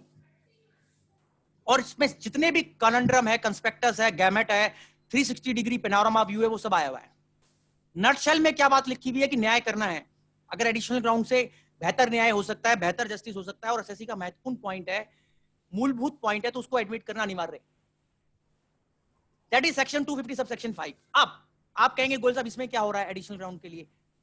श्रीवास्तव साहब, इसमें जो एसओपी बनेगा, जो नेशनल फेसलेस अपील सेंटर बनाएगा, वो आपको फॉर्मेट भी बना सकता है। आज तक तो आपको पता है श्रीवास्तव साहब, अपने पास कोई फर्स्ट अपील में जब हम जाते हैं तो एडिशनल ग्राउंड के लिए कोई प्रिस्क्राइब फॉर्मेट नहीं है। करेक्ट मी सर? नहीं है, आप बिल्कुल सही। अब ये फॉर्मेट भी आवेगा, लिखा हुआ है उसमें। तो वो फॉर्मेट में जब काकरा जी आप ग्राउंड भेजेंगे एडिशनल ग्राउंड बनाकर, वो बाय डिफॉल्ट असेसमेंट विंग को जाएगा, बाय डिफॉल्ट। अभी जरूरी नहीं है सीआईटी बिल साहब भेजें, बहुत लोग भेज भी देते हैं राजेश जी, बहुत लोग नहीं भेजते। इसमें लिखा हुआ है कि जब भी आप एडिशनल ग्राउंड लेंगे, वो एप्लीकेशन आपका अपील यूनिट को तो जावेगा ही जावेगा, और साथ में असेसमेंट विंग को भी जावेगा पैरेलली। असेसमेंट विंग को ये इजाजत होगी श्रीवास्तव साहब, वो अपने कमेंट्स आपके एडिशनल ग्राउंड की अर्जी पे दे पाए। वो रिपोर्ट जो आएगी, फिर वो रिपोर्ट गोपनीय रहेगी या करदाता को मिलेगी, ये अभी मुझे नहीं पता सर। क्यों?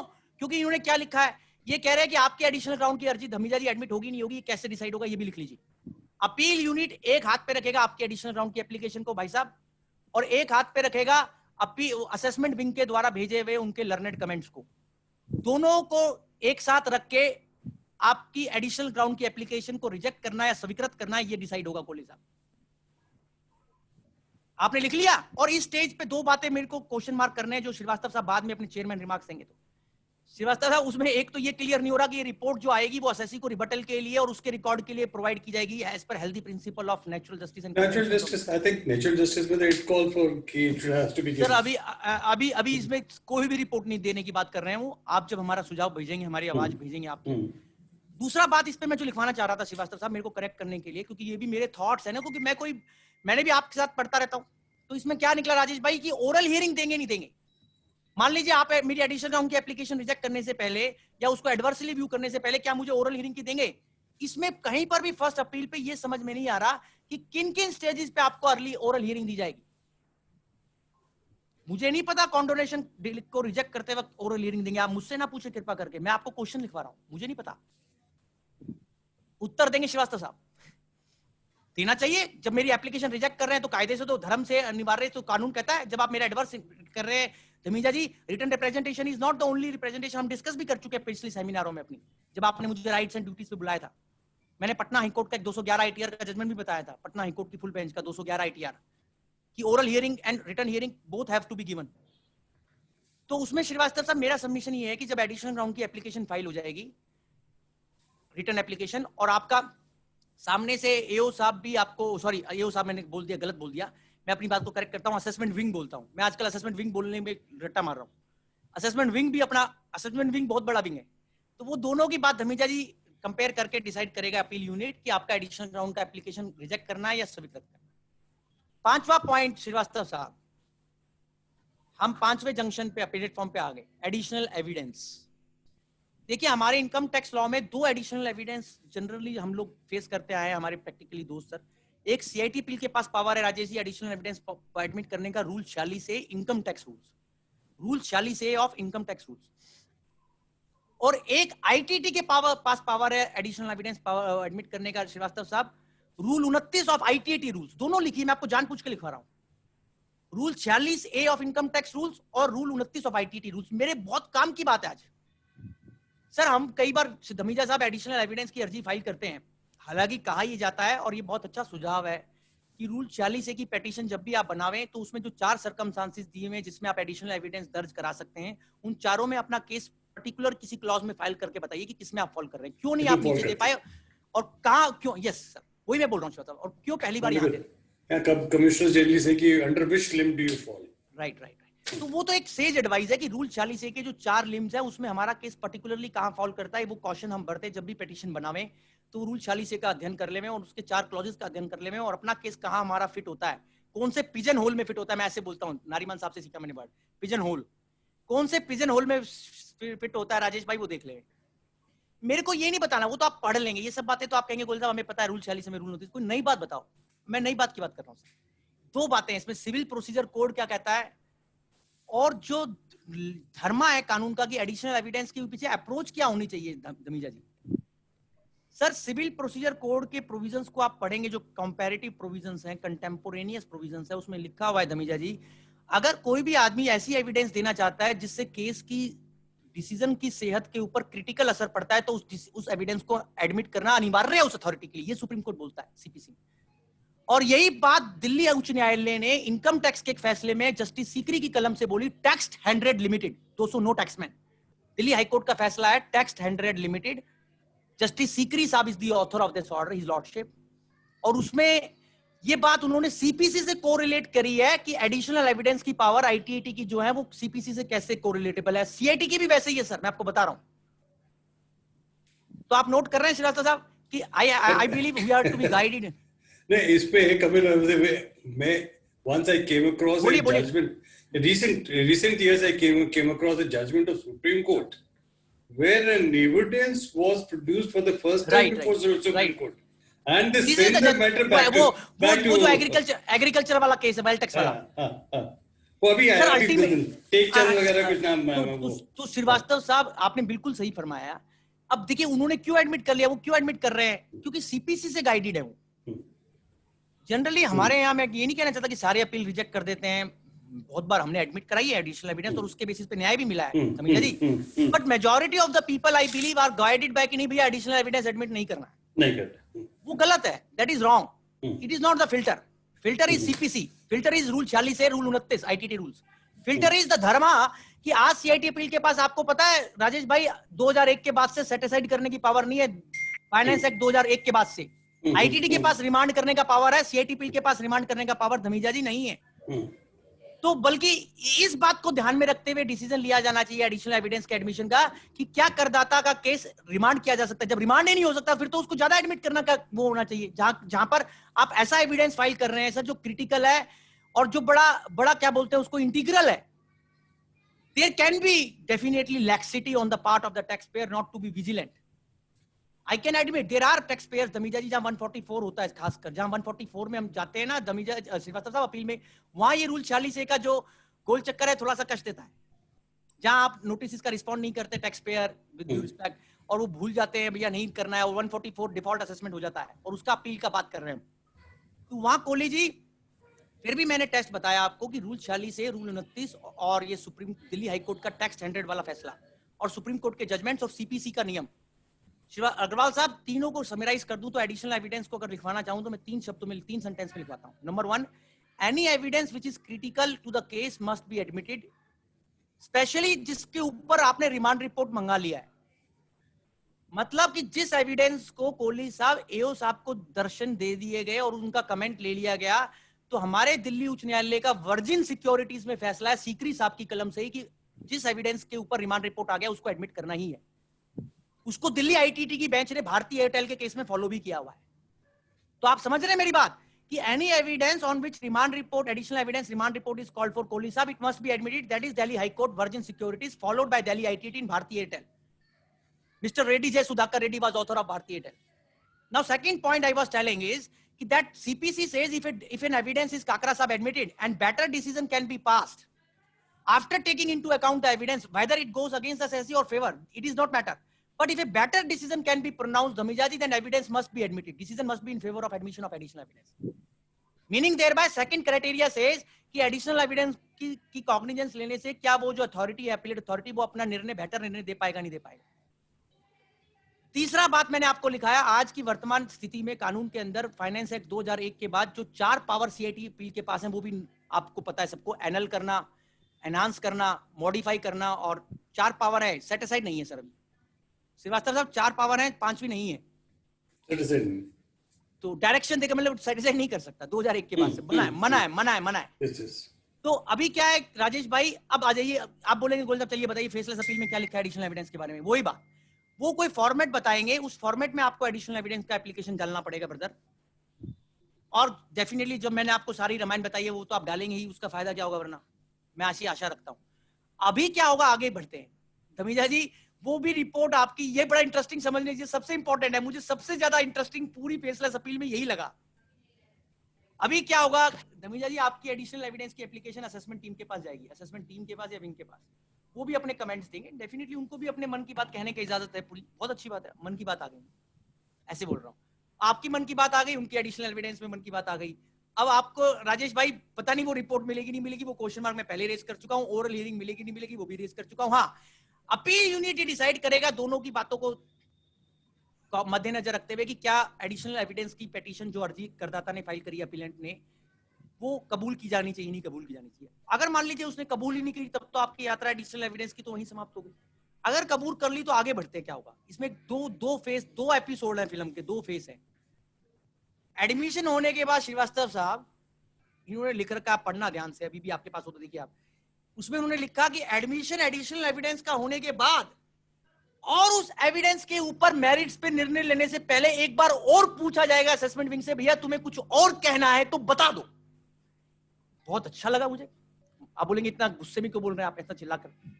भैया इतनी बार, ये कितनी बार ये राजेश जी क्या हो रहा है? मतलब एक बार तो पूछ लिया एडमिशन करते वक्त, एक बार डिसीजन लेने से फिर उनसे पूछेंगे कि आप अपनी रजामंदी हमें दे दो। नहीं, रजामंदी तो नहीं देगी जाएगी, वो कहेंगे अपने अपने विचार विमर्श, ऑब्जर्वेशंस, हाँ, कमेंट्स, कमेंट्स। तो आप दो अग्नि परीक्षाएं पास करनी है आपको। ये दोनों अग्नि परीक्षाएं आसान नहीं होने वाली। चलिए आसान होगी, मुश्किल होगी। कपिल जी कोई भविष्यवाणी तो करते नहीं है, मैं कोई भविष्यवाणी तो नहीं, सीए वकील छोटा सा। तो मेरा पॉइंट है कि सर ये आप अपने आप देखिए, मेरा पर्पस था आपको बताना। अच्छा, वो दोनों स्टेजेस पे श्रीवास्तव साहब, बड़ी इंटरेस्टिंग बात है भाई साहब, आप बोलेंगे बार बार बोल रहे हैं, वो दोनों स्टेजेस पे जो मन की बात डिपार्टमेंट की रिकॉर्ड पे आएगी, वो मेरे पर्पसेस के लिए भाई साहब, मुझे आगे अपील में भी तो जाना पड़ सकता है ट्रिब्यूनल के अंदर, वो मुझे मिलेगी नहीं मिलेगी। राजेश जी ये इतना कुछ लिख रहे हैं पर वो नहीं लिख रहा है इन्होंने। आप कह सकते हैं it's a casual miss, you can say it's a fortuitous accidental mistake, but let me keep it like this only. Anyhow, but sir, my submission is, irrespective of the fact whether it is stated there or not, but I have a fundamental right to obtain that. Dhamija ji ये तो कपिल गोयल और आप, हम तो पढ़ते ही आ रहे हैं आज तक जीवन में, और हमेशा supreme court, high court, tribunal तो यही पाठ हमें पढ़ाता है कि rule of law, principal of natural justice, healthy use of discretion and transparency, जो प्राइम मिनिस्टर साहब ने भी बोली, ट्रांसपेरेंट रहना चाहिए। मैं जब अगली अपील में जाऊंगा तो मैं वो मांगने का अधिकारी तो हो जाऊंगा ना। नागपुर में एक आप जैसे सीनियर, मेरे भी सीए का प्रोग्राम था सर राजेश भाई, जैसे आप महेंद्र जी, आप लोग कोई सीनियर दोस्त थे मेरे साथ में चेयरमैन, तो वो क्या बोलते मुझे कि मिस्टर गोयल सिर्फ एडवर्स कमेंट के लिए नहीं, आप एक बात उन्होंने और अच्छी बोली, जैसे हम बात कर रहे हैं कि अगर मुझे आगे अपील में जाना है तो मेरे रिकॉर्ड के लिए तो श्रीवास्तव साहब जो भी चीज मेरे फाइल पे आ गई, इलेक्ट्रॉनिक रिकॉर्ड पे आ गई राजेश जी, उसकी प्रतिलिपि लेने का उसी समय अधिकार करदाता के पास, न्याय जो न्याय मांगने गया हुआ है उसके पास रहना चाहिए, नहीं रहना चाहिए?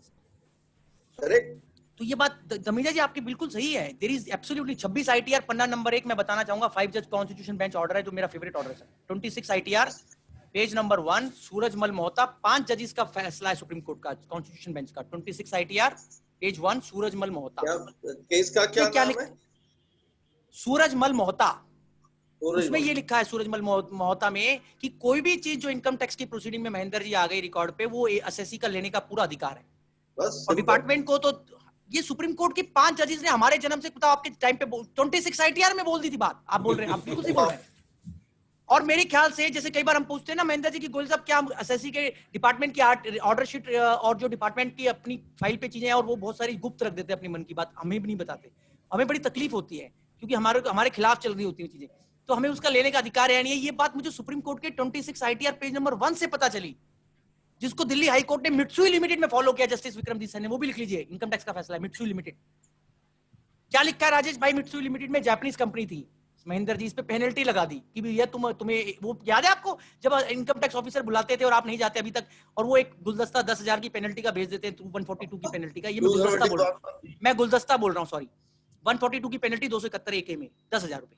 अब ये जापानीज कंपनी बड़े सिद्धांत के लोग हैं, कह रहे भैया हम तो आए थे साहब, आप नहीं थे, आपने गलत लगाया हमारे को 10,000 का पेनल्टी। आप हमारे को पहले ये बताइए कि आपकी ऑर्डर शीट में क्या लिखा आपने। वो कह रहे हैं तुम पागल हो गए हो, तुम्हें किसने कह दिया हम ऑर्डर शीट देते हैं, वो तो हमारे लिए होती है, तुम्हारे लिए तो ना होती है, तुम्हें किसने बोल दिया, तुम जाओ। वो हाई कोर्ट चले गए। ये बात कपिल गोयल नहीं बोल रहा, उस हाई कोर्ट के जजमेंट में सीटीआर में रिपोर्टेड है जस्टिस विक्रमजीत सेन का फैसला, और हमारे सियाली साहब ने आर्ग्यू किया है मित्सुई लिमिटेड का केस, और उसमें ये बात लिखी हुई है कि वो ऑर्डर शीट कोई गोपनीय डॉक्यूमेंट नहीं है। भैया मैं तो इसी बात से धमीजा जी बोल सकता हूं, ट्रांसपेरेंसी होनी चाहिए। एनी हाउ, चलिए आप बोलेंगे आगे बढ़ते हैं। 5 पॉइंट डिस्कस हो गए सर। कॉन्डोनेशन ऑफ डिले से चालू किया था, relaxation of payment of admitted tax पे आए थे, इंक्वायरी बाय अपील यूनिट पे आ गए थे, फिर एडिशनल ग्राउंड पे आ गए थे, अब एडिशनल एविडेंस हो गया महेंद्र जी, अब एनहांसमेंट पे आ जाते हैं। 6ठा पॉइंट, एनहांसमेंट की पावर सीआईटी अपील को है, कोई डाउट नहीं है, बट ऐसी पावर नहीं है साहब कि वो दोबारा से कोई ऐसी चीज देखने लग जाए जो एओ की नजर में ही नहीं थी, एओ साहब के असेसमेंट का कॉग्निजेंस का मुद्दा ही नहीं था, सब्जेक्ट मैटर ऑफ असेसमेंट ही नहीं था, और वो 263 में फॉल करता है अदरवाइज सीआईटी साहब की जुडिक्शन में। तो हमारे यहाँ वो दिल्ली उच्च न्यायालय का ऑर्डर जो मैंने आपको लिखवाया था सर, सरदारी लाल का, जिसको फॉलो किया अभी केरला हाई कोर्ट ने, आप नोट कर सकते हैं। एनहांसमेंट के ऊपर लीडिंग जजमेंट है, इससे सारे क्वेश्चन आपके एनहांसमेंट के सॉल्व हो जाएंगे। Kerala high court, BP Sharafuddin, B for Bombay, P for parrot, BP Sharafuddin, 399 ITR 524, 399 ITR Tamija ji 524 is the leading decision of Kerala High Court on enhancement of power of the First Appellate Authority. 399 ITR 524 Kerala High Court. Now मेरा कहना यह था कि CIT appeal के पास unbridled और plenary powers नहीं है enhancement की, सर्कमस्क्राइब्ड पावर है। जो इशू एओ के सामने था उसी इशू के ऊपर गर्ग साहब एनहांसमेंट हो सकता है। अभी क्या होता है, देखिए अभी क्या होता है श्रीवास्तव साहब की, कई बार हमने देखा है कि जब ज्यूरिडिक्शनली असेसमेंट गलत है, उस ज्यूरिडिक्शन को देने के लिए जो रीजन ही गलत रिकॉर्ड हुए 148 में, सेटिस्फेक्शन ही गलत रिकॉर्ड हुआ है, वहां तमीजा जी एनहांसमेंट नहीं हो सकता। आप लिख लीजिए डंके की चोट पे, मुझे कोई डाउट नहीं, और जो करता है वो बिल्कुल अन्याय कर रहा है। Meaning thereby, I want to say with greatest humility, if the order passed by the AO is jurisdictionally bad, which jurisdiction he has wrongly assumed, Srivastava Sahab, he has wrongly recorded the reasons, he has wrongly recorded his satisfaction. Can CIT appeal say कि नहीं भैया मैं record कर देता हूँ reason, पहली बार मैं satisfaction record कर देता हूँ, मैं सुपर एओ हूँ, मेरे पास कोटर्मिनस पावर्स है, सम्मान है आपका सर, पूरा है, बट आप फुल फ्लैश्ड एओ नहीं है। That is my humble point. वो 263 का zone assumption of jurisdiction, he cannot assume jurisdiction to reopen this. जैसे अपने सामने श्रीवास्तव साहब बहुत बार ऐसा हुआ था, अभी भी सीआईटी अपील कुछ कर देते थे। आपको याद है कि जब 14A सेक्शन में डिसअलाउंस होना है तो सुप्रीम कोर्ट बोलता है कि एक डिससैटिस्फैक्शन एओ सब ऑर्डर में रिकॉर्ड करेंगे। That is 394 ITR 449 Godrej Boyce, 394 ITR 449 Godrej Boyce. AO has to record his dissatisfaction in the assessment order. Justice Ranjan Gogoi, his lordship. Now you say कि CIT appeal, if AO has not recorded the dissatisfaction in the impugned order, assessment order, can the first appellate authority first time record his dissatisfaction, believing himself he is the AO? Sir, I am sorry. That I believe is very clear law. The first appellate authority cannot give that jurisdiction to the AO Mahendra ji, which AO has not have. And I am telling you with great respect, हमारे बहुत सारे appellate authorities को ऐसा लगता है वो super cop है। ऐसा नहीं है। Can we cite that similarity between the approval granted for reopening the assessment by the joint commissioner versus the commissioner? If the statute required joint commissioner to give a approval, commissioner's approval was invalid. आपको याद है श्रीवास्तव साहब, एक king emperor हुआ करते थे हमारे बहुत सब बाबा आदम के जमाने में, उन्होंने कह गए थे वो लॉर्ड में इंग्लिश जजमेंट में कि an act which is prescribed to be done and the law by particular manner. वो किंग एम्परर की आत्मा अभी खत्म नहीं हुई है, वो जिंदा है, और हमारा उच्चतम न्यायालय और सारा न्यायपालिका उसको किंग एम्परर को पूरा सम्मान देता है, और मैं भी देता हूं। एनीहाउ चलिए आगे बात बढ़ाते हैं। आप कहेंगे आगे बढ़ते हैं। एनहांसमेंट में गर्ग साहब शो को कौन बनाएगा? एनहांसमेंट का अपील यूनिट बनाकर भेजेगा, नेशनल फेसलेस अपील सेंटर के पास आएगा, पहले आप अपना जवाब देंगे। मेरा हम्बल ओपिनियन है एनहांसमेंट के अंदर 90% केसेस में एनहांसमेंट मेंटेनेबल ही नहीं होता है। आप ये 399 ITR 524 जो लिखवाए पढ़ लीजिए और चेक कर लीजिएगा कि एनहांसमेंट का पावर, क्योंकि मुझे ऐसा अंदेशा हो रहा है, हो सकता है मैं गलत भी हूँ, please pardon me and kindly Dhamija ji, अगर एनहांसमेंट की तादाद बढ़ती आगे आने वाले टाइम में तो ये जजमेंट जो आए हुए हैं ना, ये बहुत यूज में आएंगे 399 ITR 524 में, इसलिए मैं बार बार बता रहा हूं। तो साहब आपने लिख लिया होगा, एनहांसमेंट का नोटिस आया, अपील यूनिट से चला, फेसलेस के थ्रू असेसी तक पहुंचा, उसका रिप्लाई गया अपील यूनिट के पास, दोबारा जाकर वहां पर सर उसका रिप्लाई चला गया राजेश भाई अपील यूनिट के पास। अपील यूनिट उसको कॉग्निजेंस में लेकर डिसाइड करेगा कि आपके केस में एनहांसमेंट करना है या नहीं करना, अपील यूनिट का निर्णय हो गया। अब आगे बढ़ते हैं, 5-6 स्टेशन हमने पास कर लिए श्रीवास्तव साहब, अगला स्टेशन पे आते हैं। अब आप कहेंगे गोयल साहब वो यात्रा कब खत्म होगी यार, कि हमारी रिटर्न सबमिशन लेकर हमारा ऑर्डर तो बने, अब तो 5 स्टेशन पे आपने घुमा दिया, इतना लंबा भारत की पूरी यात्रा करा दी। तो अब आप 6ठे स्टेशन पे आ गए श्रीवास्तव साहब, final appeal draft order, sorry final order नहीं, सॉरी अभी अपील यूनिट क्या कर रहा है, अगला काम छठा, मैं गलत बोल गया, सॉरी, ड्राफ्ट अपील ऑर्डर बनाएगा और वो draft appeal order appeal unit बनाएगा। यहां पर ये ड्राफ्ट अपील ऑर्डर बनाकर भेज देगा नेशनल फेसलेस अपील सेंटर को। सर जैसे नेशनल फेसलेस अपील सेंटर के पास आप पढ़ेंगे लॉ में जो नोटिफिकेशन है उसमें रेजिडरी पावर है राजेश भाई, बहुत लंबी चौड़ी, और उसमें एक पावर इनके पास क्या है बड़ी इंटरेस्टिंगली, कि किन केसेस में डिमांड के हिसाब से और अमाउंट के हिसाब से डिसाइड होगा कि आपका case national faceless appeal centre review के लिए भेजेगा नहीं भेजेगा। नोट कर लीजिए, बड़ी इंपॉर्टेंट बात बता रहा हूं। जब ड्राफ्ट अपील ऑर्डर बनके चला जाएगा अपील यूनिट से और नेशनल फेसलेस अपील सेंटर के पास आ जाएगा, तो वो जो इंटरनल पॉलिसी वो डिसाइड करेंगे, क्राइटेरिया बनाएंगे, बेंचमार्क बनाएंगे, श्रीवास्तव साहब उसके हिसाब से फिल्ट्रेशन होगी कि वो, और उसमें से मेरे को लगता है जो उन्होंने स्कीम में लिखा है वो क्वांटम ऑफ डिमांड को देखकर कुछ है, तो उसके बेसिस पे वो डिसाइड करने वाले हैं। छोटे केसेस में तो मेरे ख्याल से नहीं होगा रिव्यू यूनिट, अग्रवाल साहब सिंपली बोलूं तो बड़े केसेस में हो सकता है जहां अमाउंट ज्यादा है।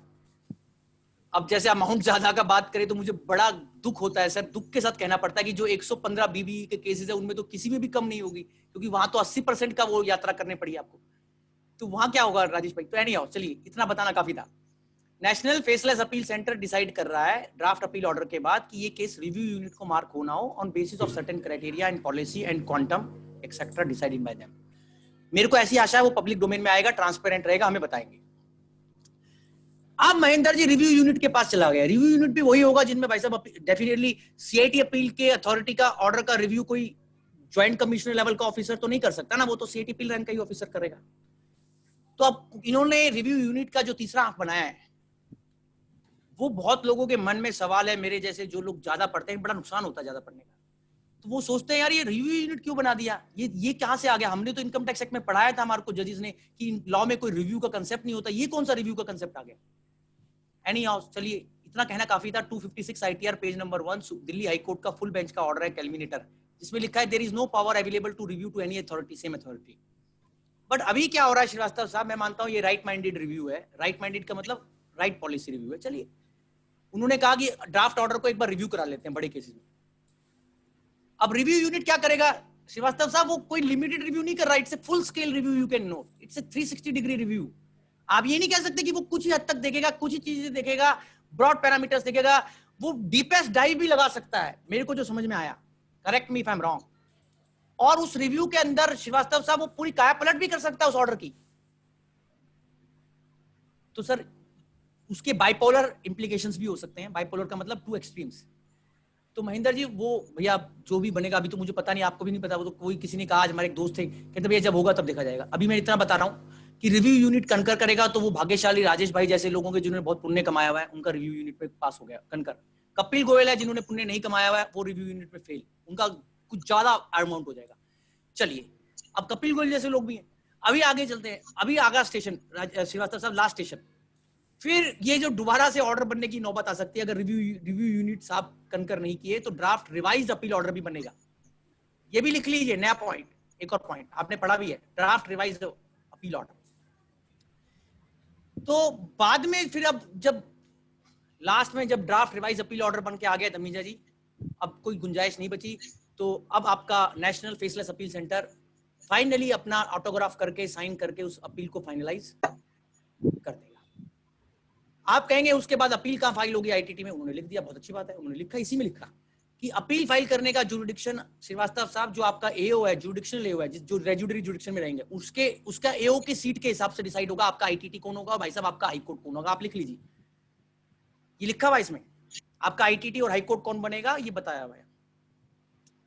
तो वो आपकी जुडिक्शनल एओ की सीट के बेसिस पे है, I believe you have noted it. तो सर ये पूरी यात्रा में एनाउंसमेंट जब करी गई उसकी पेनल्टी कौन लगाएगा ये क्वेश्चन मार्क है। अब आप 5-6 क्वेश्चन मार्क क्विकली लिख लीजिए श्रीवास्तव साहब। एनाउंसमेंट ऑफ इनकम के ऊपर वही अथॉरिटी पेनल्टी लगानी चाहिए, ऐसा कोर्ट का निर्णय होता है, बट अभी इसमें क्लैरिटी नहीं है, आप नोट कर लीजिए। मुझे ऐसा लग रहा है कि वो रह गया है, फर्स्ट अपीलेट अथॉरिटी जिसने अनाउंसमेंट किया वही पेनल्टी का डिसीजन लेगा, ऐसा मेरा हम्बल ओपिनियन है सर। दूसरा पॉइंट श्रीवास्तव साहब जो मैंने बोला स्टे ऑफ डिमांड, एंड ठीक है कोई प्रैक्टिकली आज तक सीआईटी अपील ने हमें कोई स्टे नहीं दिया, ये बात मैं बिल्कुल कबूल करता हूं, बट जब सुप्रीम कोर्ट ने एक्नॉलेज किया हुआ है, हाई कोर्ट्स ने एक्नॉलेज किया हुआ है, तो मैं सोचता था कि ये राइट आना चाहिए था, ये ड्यूटी तो आना चाहिए था, ये विंडो आना चाहिए था स्टे के लिए। बट मेरे को बड़ी निराशा हुई कि ये कोई विंडो नहीं है सर स्टे का। ये आपको रिक्वेस्ट कर रहा हूं, आप लिख लीजिए, आपको बोलना हमारी तरफ से कि स्टे ऑफ डिमांड का डालना है भैया, स्टे ऑफ, मैं ऐसे नहीं बोल रहा हूं आपको, स्टे ऑफ अपील ऑर्डर, आपको संबोधित भी इसलिए कर रहा हूं जान के। आज मैं देख लेता हूं कौन सा सबसे कौन आदमी ऐसा है जो मेरी बात को आगे तक पहुंचा देगा, मैं राजेश भाई पकड़ लेता हूं। दूसरा बात सर, चाहे विड्रॉवल का हमारे पास राइट नहीं है श्रीवास्तव साहब, अपील फाइल करने के बाद विड्रॉ हम अपीलेट अथॉरिटी की सहमति से कर सकते हैं, अपील कंकरेंस से, बट विंडो तो होना चाहिए विड्रॉवल का, अमेंडेड ग्राउंड्स फाइल करने का, ये सब प्रैक्टिकल छोटी मोटी बातें पर ये बहुत डीप है भाई साहब। तो कोहली जी ये जो फर्स्ट अपीलेट बॉडी है, जो अपीलेट मैकेनिज्म है, उसकी अपील तो आपको पता आईटीटी में ही होगी सेक्शन 253 में। तो जब भी आप इन ऑर्डरों के साथ जाएंगे जिसकी जैसी प्रारब्ध होंगी, मैं तो ऐसे हम्बली बोलता हूं, उसके हिसाब से जब भी आप आईटीटी में एंटर करेंगे तो आईटीटी के पास तो अभी देखिए आजकल एक बड़ा खतरनाक प्रोविजन आ गया जिनसे मेरे को तो बहुत डर लगता है। उन्होंने कुछ प्री डिपॉजिट डाल दिया 20%। आपको पता है स्टे मांगने जाएंगे तो कहते हैं 20% मांगेंगे, उसको प्री डिपॉजिट बोलते हैं हम। सीआईटी अपील में प्री डिपॉजिट नहीं है, फर्स्ट अपील में। चलिए शुक्र है भगवान का, शुक्र है भगवान का, राधा रानी का। अभी आईटीटी में है तो ये ध्यान रहे कि ये पूरा कॉन्कस में हम कहाँ हैं। आपको ये पूरी पोजीशनिंग आ गई। श्रीवास्तव साहब आप अपने कंक्लूडिंग रिमार्क्स कुछ देना चाहते हैं? मैं 10 मिनट खींच ली तो मैंने पूरा जितना भी मैं कर सकता था सर। इसमें ओरल हियरिंग का जो राइट है श्रीवास्तव साहब, एक उस पर भी थोड़ी सी मेरे को लग रहा था कि कंफ्यूजन बनी हुई है कि किस स्टेज पे करदाता फेसलेस अपील सेंटर को लिखकर ये बोल सकता है राजेश भाई कि मुझे अपील यूनिट या कोई और सेंटर में मुझे वीडियो कॉन्फ्रेंसिंग से अपनी बात कहने का वो बात मिले। तो वो मेरे को लगता है वो भी एक बहुत इंपॉर्टेंट है। Oral hearing is not empty ritual and we know what importance oral hearing can have Srivastava साहब। तो ओरल हियरिंग के ऊपर राजेश भाई कोई बहुत ज्यादा डिटेल मैनर में उन्होंने नहीं लिखा, जबकि उन्होंने असेसमेंट विंग की बात पूरी। अच्छा एक और बात रह गई, सॉरी मुझे दिमाग में आई, एक और प्लेटफॉर्म ऐड कर लीजिए। सॉरी देखिए कितने प्लेटफॉर्म थे, मेरे को भी याद आ गया। इसमें एक चीज और है राजेश श्रीवास्तव साहब कि जैसे क्या होता था, हमें ये लगता था जैसे मैंने बोला था ना असेसमेंट हो गया तो एओ साहब उससे डिटैच कर लेंगे, जैसे मोह छोड़ देंगे असेसमेंट। इसमें एक मोह वाली बात मैं बताना चाह रहा था, वो नोट कर ले, इससे समझ में आ जाएगा। ये बड़ी इंटरेस्टिंग लगी, ये भी बहुत इंटरेस्टिंग, सुपर इंटरेस्टिंग। वो कह रहे हैं कि असेसमेंट यूनिट को, धमीजा जी असेसमेंट विंग को लगता है कि उनसे कुछ छूट गया या उनसे कोई चीज रह गई या कोई एंगल देखना एग्जामिन करना महेंद्र जी रह गया, ये अलग पॉइंट लिखवा रहा हूं, तो असेसमेंट विंग एक अलग से बात कह सकता है नेशनल फेसलेस अपील सेंटर को कि हमारे को एक अलग से बात कोई कहनी है जो हम असेसमेंट में तो नहीं कह पाए थे, अब हमें पता चला है, हमारे को विजडम आई है। सॉरी मैं बोल, वो अगर अपील यूनिट पारित कर देगा तो वो बात भी उनकी बोर्ड पे ले ली जाएगी। ऐसा भी अधिकार असेसमेंट विंग को एक्स्ट्रा ऑर्डिनरी राइट दे दिया गया है। श्रीवास्तव साहब लिख रहे हैं भैया ये बात, ये मुझे बहुत आपत्ति है इस बात पे सर, ये कोई तरीका नहीं है कि आपने मेरी असेसमेंट कर दी और सुप्रीम कोर्ट मोहिंदर सिंह गिल 5 जज bench justice Krishna Iyer says कि orders are not like old wines which become better when they grow older. क्या वो बात खत्म हो गई क्या हमारे संवैधानिक जजमेंट की? मोहिंदर सिंह गिल, मेरा असेसमेंट ऑर्डर तो कभी कंप्लीट ही नहीं हुआ, जब मर्जी मुझे नहीं पता। अब धमीजा जी ओपन है फ्लोर, मैंने अपनी जितनी भी प्लेटफॉर्म थे वो बता दिए अपनी जो मेरे को बहुत जोर लगा सर इसको समझने में, सही बता रहा हूँ मैं। मतलब जोर का मतलब मुझे बहुत टाइम लगा कि इसको कोरिलेट करने में अपने एक्सपीरियंस के साथ, लॉ के साथ, राजेश भाई जूरिस्प्रूडेंस के साथ। अल्टीमेटली देखिए जब ऑर्डर पास होगा तो हमें लगता था कि सुप्रीम कोर्ट का जो सहेली सिंथेटिक्स का और क्रांति एसोसिएट्स का एक और ऑर्डर लिखवा देता हूँ। एक सुप्रीम कोर्ट का लैंडमार्क ऑर्डर है जो जस्टिस स्वतंत्र कुमार लिखकर गए थे, क्रांति एसोसिएट्स, अनगिनत जजमेंट में फॉलो हुआ है। क्रांति एसोसिएट की 15 उन्होंने केंद्र बिंदु बताए कि किस अपील ऑर्डर को रीजन ऑर्डर बोला जाएगा और उसमें कौन से 15 गुण होने चाहिए, बहुमूल्य गुण। क्रांति एसोसिएट्स, जिसको इनकम टैक्स के फैसले सहेली सिंथेटिक्स में फॉलो किया गया है, सहेली लीजिंग में, सॉरी। तो ये भी पढ़ लीजिए भैया, रीजन ऑर्डर आना चाहिए। इसमें लिखा तो नहीं बहुत ज्यादा कि बहुत रीजन ऑर्डर आएगा, मेरे को उम्मीद है जब इतने सारे ऑफिसर इन्वॉल्व हो गए तो ज्यादा आना चाहिए। क्यों जी श्रीवास्तव साहब? ये मेरी बात समाप्त हुई राधा रानी की कृपा से। राजेश भाई फिर से आपका धन्यवाद करता हूं कि आपने मुझे बहुत अच्छा गिफ्ट दिया और आशीर्वाद भी देते हैं और आपने मुझे बुलाते रहते हैं और मुझे मौका देते रहते हैं अपनी मन की बात करने का, जो मेरे को बड़ा अच्छा लगता है। और कई बार क्या होता है कि हम सीखते रहते हैं सर आप लोगों से, तो हमेशा ही। और श्रीवास्तव साहब आए, आप लोग आए, से बहुत अच्छा लगा। Thank you all of you sir. पहले तो वो है ना पूसा रोड की तरफ से है, वो मेरी तरफ से नहीं है। मैंने भी वहां अभी आपको मैं आपको सबके लिए तो आप देखिए, एक हमारे को कहा जाता है, मैं वो नहीं बोल सकता आती, आप मोटा भाई में सबका पाँव आ गया। मोटा भाई मतलब गुजराती भाई, नॉट मोटा भाई बाय फिजिकल। क्वेश्चन आंसर कोई है नहीं सर? नहीं श्रीवास्तव जी को कमेंट्स तो देने दो अभी। श्रीवास्तव जी से मुझे कुछ 5 मिनट, श्रीवास्तव जी बताइए मेरे 5 से 5। देखिए कपिल, मेरे को मेरे अपने एक्सपीरियंस में एक पर्सनल एक्सपीरियंस ऐसा हुआ, talking to some tax officer, commissioner level. उनका ये कहना था कि हमारे यहाँ जो टैक्स पॉलिसी बनती है सर और जो इम्प्लीमेंट होती है उसमें बहुत वेरिएशन होता है। राइट, यही दिक्कत है। कि हमारे यहाँ I am reminded of a circular issued way back in 1955. हम लोगों के जब पैदा हुए थे, सर्कुलर 14/1955 14/1955 वाला, वो दिलीप कुमार साहब की तरह सर्कुलर। वो सर्कुलर क्या कहता है कि अगर एक एसएससी ने जो टैक्स पे किया और उसको कोई एक डिडक्शन अवेलेबल थी, वो अनफॉर्चुनेटली उसने नहीं क्लेम की. Some right was available to an SSC, some deduction was available to the SSC. Then the assessing officer is duty bound. Take it. Assessing officer is duty bound to bring it to the notice of the SSC. कि साहब आपका ये claim बनता है, आपने नहीं claim किया. So that is the philosophy of income tax. The government की उस टाइम से ये था, and which is in line with Article 265. The tax, only the tax which is due, legitimately due from the SSC should only be recovered, not more than that.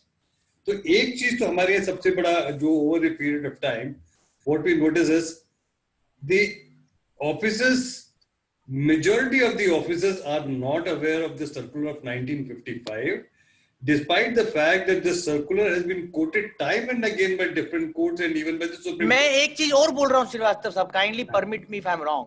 See, I believe appellate, Mahendra ji, ki appellate process is not a process which is meant to see that ki assessment order is more improvised towards department.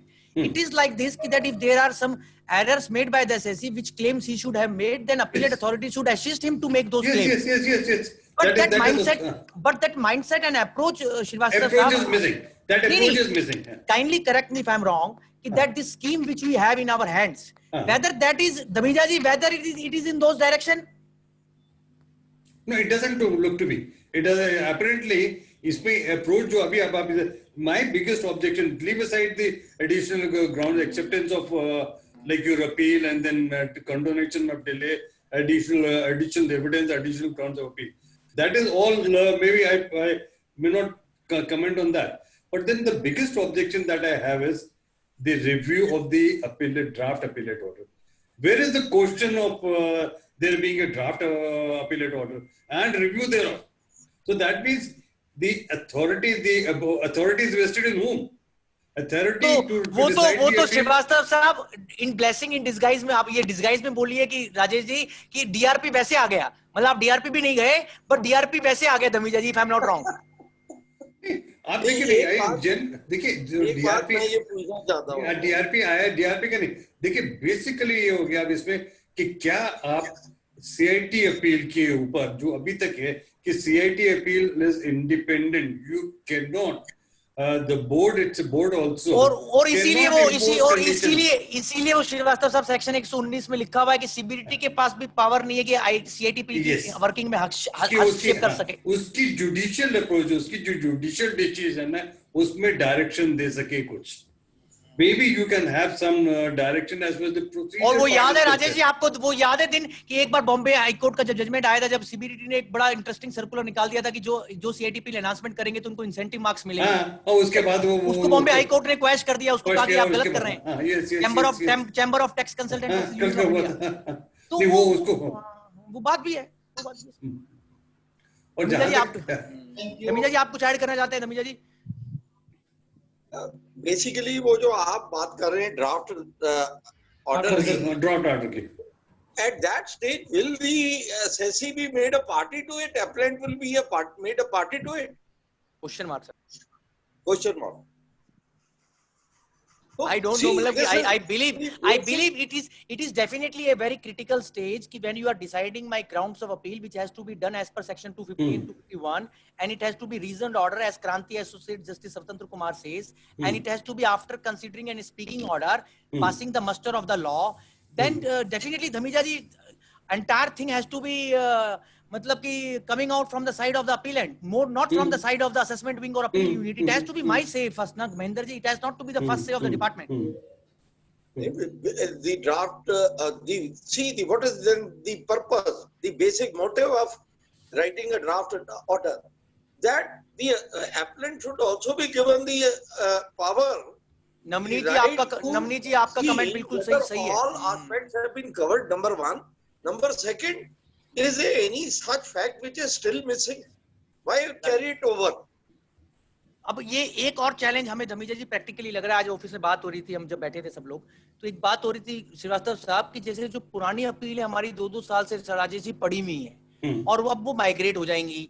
अब विवाद से विश्वास खत्म हो रही है महेंद्र जी 31 दिसंबर को, ना तो आदमी यहाँ का रहेगा, अब उसके लिए तो बेचारे के लिए बड़ा संकट हो गया, वो कैसे करेगा भाई साहब, वो तो उसको डिसमिसल का ऑर्डर भी देने का कोई समझ में नहीं आ रहा कि हम किसको बोले कि भाई हमारा अपील का डिसमिस करके दे दीजिए, हम आईटीटी जाकर अपना अर्ली हियरिंग लगाकर स्टे लेकर कर लें।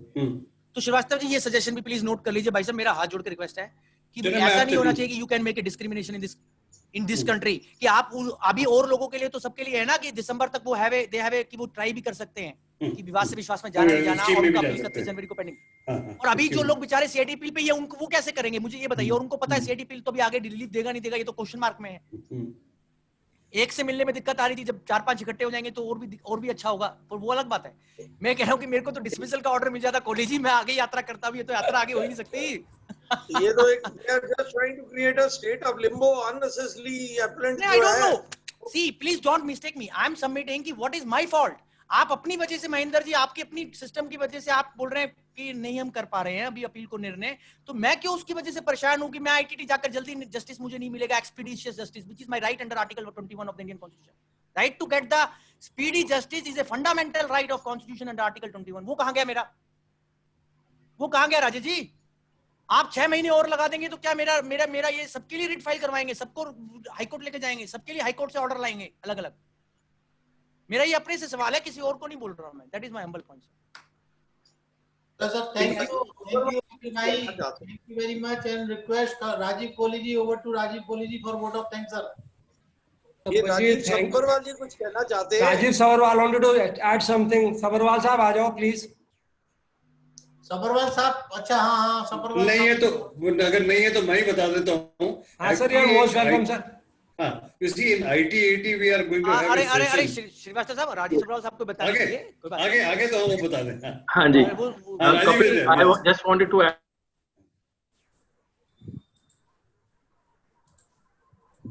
जी सर। Sir not audible. नहीं, अभी उन्होंने म्यूट कर रखा है तो हाँ ना बोलो सर, बोलो। हाँ, मैं कह रहा हूँ Kapil, is it not dilution of the authority of the officers who have been in the department for so long कि उनको आज उनका वजूद ही नहीं है, और एक ऑफिसर का इतना कॉन्फिडेंस नहीं है एक सीआईडी अपील के ऊपर कि उन्होंने 3 और बिठा दिए हैं कि आप ऑर्डर ड्राफ्ट करेंगे और दूसरा आदमी करेगा। तो आज जो 40 साल से नौकरी कर रहा है, 30 साल से नौकरी कर रहा है डिपार्टमेंट, उसकी तो वजूद ही जीरो हो गया। उसको यही आज सीआईडी अपील कोई पूछेगा भी नहीं, कोई ऑफिसर को पूछेगा भी नहीं डिपार्टमेंट के अंदर फेसलेस के बाद। मेरी आपसे भी रिक्वेस्ट है, हमारी बार की तरफ से भी रिप्रेजेंटेशन दीजिए सर, आपसे रिक्वेस्ट है हम्बली। आजकल मैं वधवा जी को तो नहीं बोल पाता, आपके थ्रू बोल रहा हूँ। क्यों भाई? क्या बात है, कुट्टी हो गई? मैं राजीव भाई, नहीं कोई कुट्टी नहीं सर, नहीं। मैं कह रहा हूँ, मैं राजीव जी से मेरा प्यार ज्यादा है, राजीव जी मेरी बात ज्यादा प्यार से। बंदो मुट्ठी तो लाख की, खुल जाए तो खाक की। सेकेंडली ये है कि the other thing is that I just wanted to announce that Mr. Ashish Abrol, who's the creator of this entire faceless system, will be with the ITAT Bar Association webinar on the 12th. Okay. So we are having a webinar on the 12th on faceless with Mr. Ashish Abrol. And जो ये points Kapil ने बताए और आपने note किए हैं, these are well taken points, and I think we should address these issues also. And everyone is invited, whoever will send the link. तो जो भी join करना चाहे, we'll send the link to Mr. Rajesh Agarwal ji, और वो अपना सबको forward कर देंगे। So it will be from the horse's mouth जिसने बनाया है, whatever point, whatever this thing is there, one can immediately send the messages or questions or whatever that can be addressed for a meaningful discussion. So thank you very much, and thank you Kapil. Please. Thank you sir, thank you. Again sir, over to Kohli sir. Thank you Kapil ji, बड़ी अच्छी talk, बड़ी सारे illustrative things. What are the 4 remedial measures for the CSC? What is the departments there? Then we have our various stages of our appeals, and then Article 265 is that taxation there. Then 29 ITR 670 Mela Ram by the Privy Council and followed by Ashoka Engineering. And the migration status क्या होगा इसके अंदर, because they want to do so many things at a very fast pace in a hodgepodge manner. Everything cannot be solved by technology. Technology has its own limitations, and application of mind of a single person. How the judgment is the inferences are taken place by your team, then you review, then you crash what is good for me is acceptable, what is good for SSC, please not good. तो बड़े सारे analysis SOPs come how things evolve because अभी तो let the faceless assessments take place in full place, फिर appeal की बात आएगी, अभी तो कभी देखते हैं क्या आता है sir. Thanks once again for such a lively and such a great discussion with well thought analysis of the entire thing, sir. Thank you very much. Thank you, Kapil. Thank you, Kapil. Sir मेरा प्रणाम सबको, प्रणाम sir, Ram Ram sir, thank you sir, नमस्कार. Ram Ram sir, Kapil, I'll talk to you on this. कि जो definitely sir, definitely हाँ, बात करके ना इश्यूज को हम क्रिस्टलाइज कर लेते हैं.